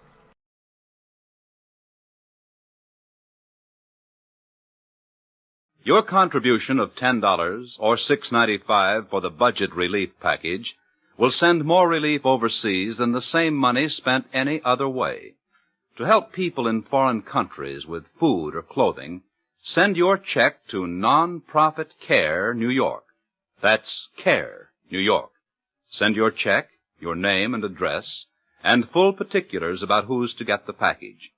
Care will do the rest. And the work of CARE continues to this day by going to care.org. That's care.org. Now, you're listening to the Thursday edition of the Classic Radio Theater with Wyatt Cox podcast. Let's jump back 69 years to January 25th, 1955, and see what's going on in Wistful Vista. Harold Perry and the Great Gildersleeve came from Wistful Vista, but now we're going to hear what Jim and Mary and Jordan have going on. You know them better as Fibber McGee and Molly. It's time for Fibber McGee and Molly.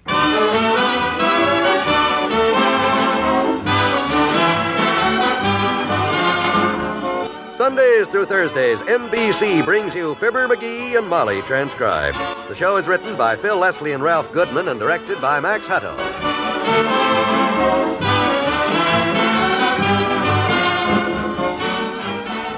First, here are some words from our two friends that are worth thinking about.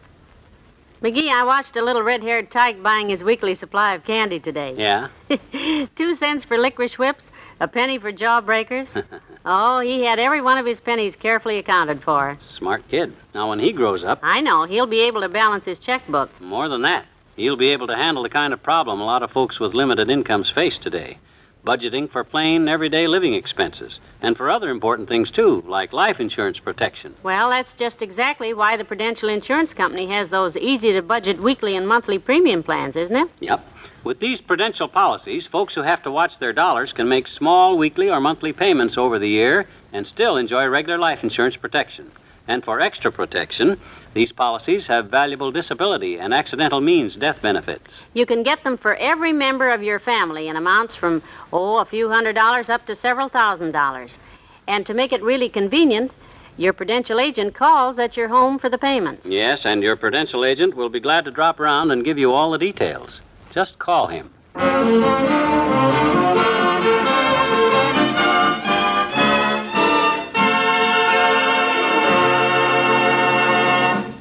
Well, this isn't the first time it's happened to Mr. McGee, although it doesn't happen every day, of course.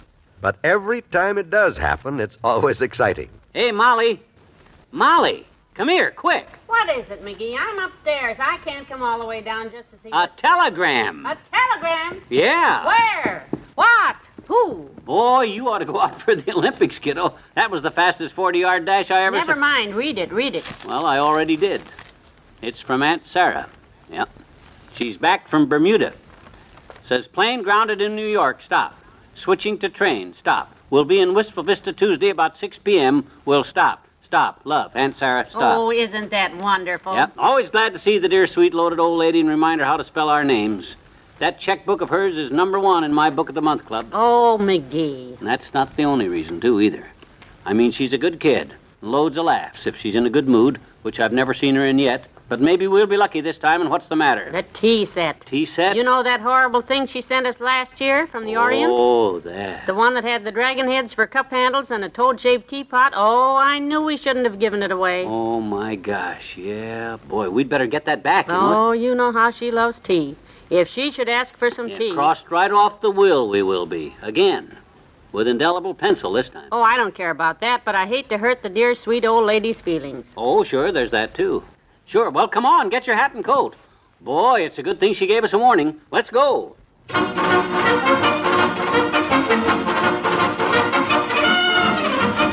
And that's why we're here, Mabel. But don't get us wrong. McGee and I just love that little Chinese tea set we gave you and Mort for your anniversary. Yeah. I used to sit and stare at that thing for hours. It was just fascinating. Why didn't you keep it? Well, the reason we didn't keep it for ourselves and gave it to you and Mort is we're teetotalers. You what? We don't drink tea. Oh. Yeah, well, I wish I could help you kids, Ma, but, actually, we don't have the set anymore. What? You don't? Oh, dear. No, we gave it to the Wimples for Arbor Day. Yeah, Arbor Day. Luckily, it came the very next week, and we were so glad to get rid of it. Well, I mean, our little Willie is so destructive, you know. He's always breaking things. Yeah. And this was such a beautiful set, with the hand-carved lily pads on each saucer and that toad-shaped teapot with his little mouth open. Well, we'd have been sick if anything had happened. Yeah, sure. Well, we understand. Well, thanks a lot, Mabel. We'll try the Wimples. Yeah, well, you better hurry, though, because I think they felt just like we did about it.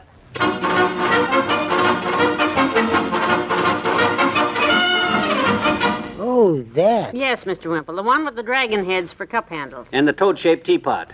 The Toopses said they gave it to you. Oh, yes, I remember. It had 24 pieces, and each one was marked, Made in Outer Mongolia by Union Mongolians. That's the one. We'd appreciate it if you'd get it for us, Wimp. We want to get it home and set up before Aunt Sarah arrives. Oh, certainly, Mr. McGee. I'll be happy to. You wait right here. Yeah, We'll return it tomorrow, Mr. Wimple. We just want to borrow it while my Aunt Sarah's here. Oh, my gosh, yes. We don't want to keep it. Just borrow it. This sure is swell of you, Wally. Oh, that's all right, Mr. McGee. Glad to help. Whenever we see Aunt Sarah, the first thing she always says after, "My dear, I still don't know why you married him with all the chances you had," is, "How about a cup of tea?" She always says right after that. Yes, and if we don't have that tea set, she'll just ask a million questions. Well, I'm ready, Mrs. McGee. Ready? Hey, what you doing with your hat, coat, muffler, and earmuffs on? I'm going over to Dr. Gamble's. Dr. Gamble's? To get your tea set. What?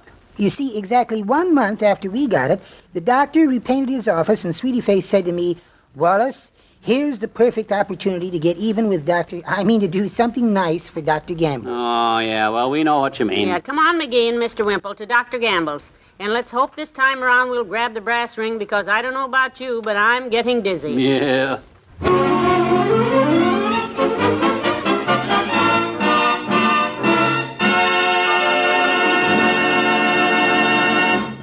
There's more fun with the McGees shortly. What have Viceroys got that other filter-tip cigarettes haven't got? What have Viceroys got that other filter-tip cigarettes haven't got? What have Viceroys got that other filter-tip cigarettes haven't got? Yes, what have Viceroys got? The answer is 20,000 tiny filters in every Viceroy tip. That's right. Inside every Viceroy tip is a vast network of 20,000 individual filters to filter your smoke over and over again. You get only the full, rich taste of Viceroy's choice tobaccos. And Viceroys draw freely, smoothly. So the next time you hear this question, What have Viceroys got that other filter-tip cigarettes haven't got? you know the answer. 20,000 tiny filters in every Viceroy tip. No wonder more people smoke Viceroys than any other filter tip cigarette in the world. Get Viceroys today. King size filter tip. Only a penny or two more than cigarettes without filters.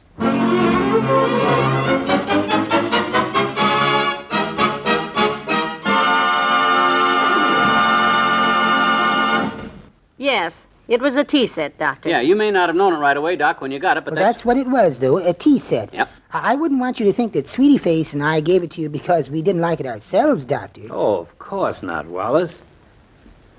Why did you give it to me? Oh, well, it was because, You're teetotalers. You don't drink tea. That's it, yes, we don't drink tea, of course. Now, look, kids, it's getting close to Aunt Sarah time. So, Doc, if you'll just tell us who you gave it to and where they live, maybe by 5 o'clock we can run the Gee, I'm surprised at you. Do you think I'd give away a gift given to me by two of my dearest friends, Mr. and Mrs. Wallace Wimple? Well? Especially anything as unusual as an Outer Mongolian Chinese tea set with a hand-carved dragon head on each teacup and an exquisite toad-shaped teapot that whistles the Chinese national anthem? The what? It does? Well, goodness, I had no idea. It's over at the Whitneys. Delivered December 24th, a Christmas present. Mrs. J. Manville Whitney III. Oh, dear. Frankly, kids, I was stuck for something she'd like, and she loved it. She called me up Christmas Day and said it was exactly what she wanted. Famous last words. Yeah, so far, everybody who's seen that thing thinks it... Not her. She's a collector of Oriental art. She just loved it. Kept me on the phone a half hour raving about every one of the 24 pieces, individually. Oh, boy, oh, boy. Well, come on, kiddo. The Manville Whitney's mansion. Looks like this is going to be the end of the line.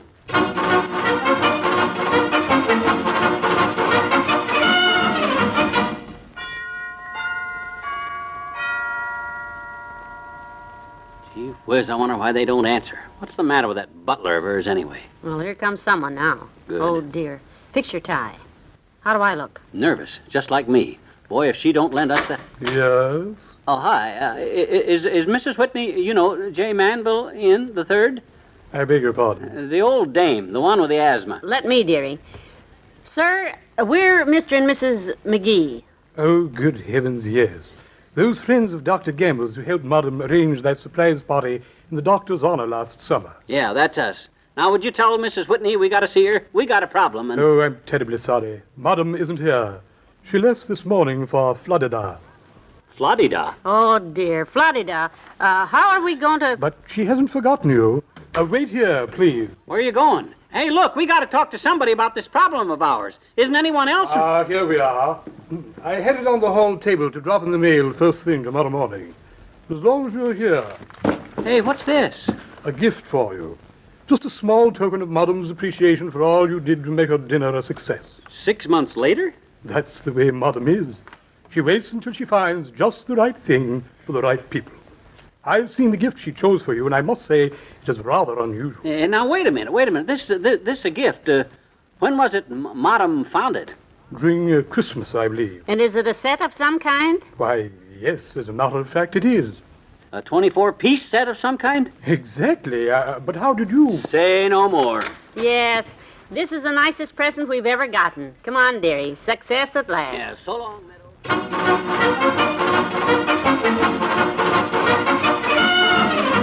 5:55, just made it. You know how prompt Aunt Sarah always is. No doubt she'll be pulling up in a taxi any minute. Quick, open the door. You do it. I'm hanging on to this package. Okay. I'll rush it out to the kitchen and unwrap it and wash the teapot. Oh, my gosh. Hey, Molly. What's the matter? Oh, under the door. Another telegram. Oh, no, you don't think... Now, wait a minute. Let's see what it says. Yeah. Listen. Fog lifted while waiting for train. Stop. Decided to go by plane as originally planned. Stop. Hope to see you another year. Stop. Aunt Sarah. After all that grief. Well, get out the birthday and anniversary gift list again, Molly. Only this time, let's send the dad-ratted thing out of town. If I have to go through this mess with that tea set again, I'll break it.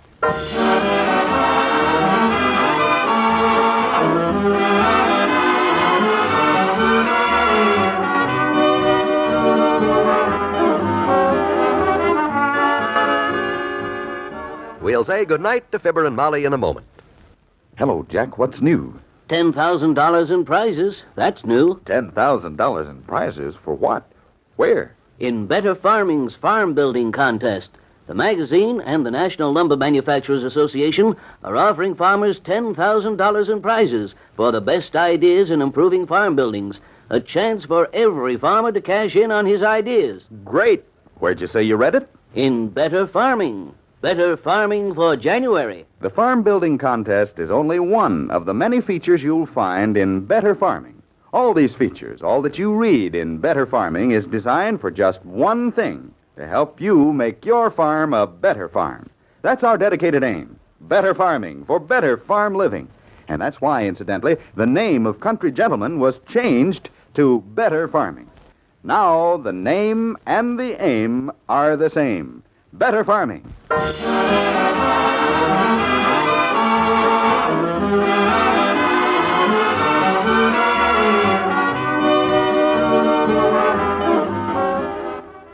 It's me, kiddo. I'm back. This time we can forget we ever saw that Chinese tea set. I just mailed it to my Uncle Sycamore. You know where he lives. Stagnant Water, Texas. Oh, dear. What's the matter? Mrs. Whitney's butler just phoned. Asked how we liked the gift. And do you know what was in that package? A 24-piece set of imported crystal stemware from Italy. What? Oh, we should have opened it, huh? That set cost $125. I've seen it at the European Bazaar. $125? Yeah. Good night. Good night, all.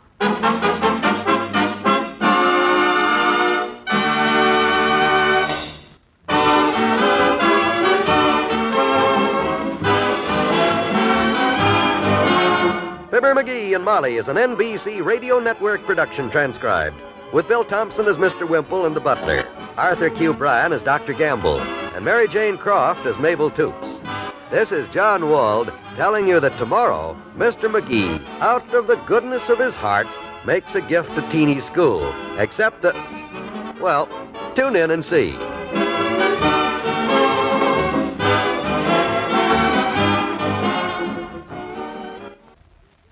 Regifting can be a challenge, especially when that gift is appreciated more by the person that gave it to you than you do.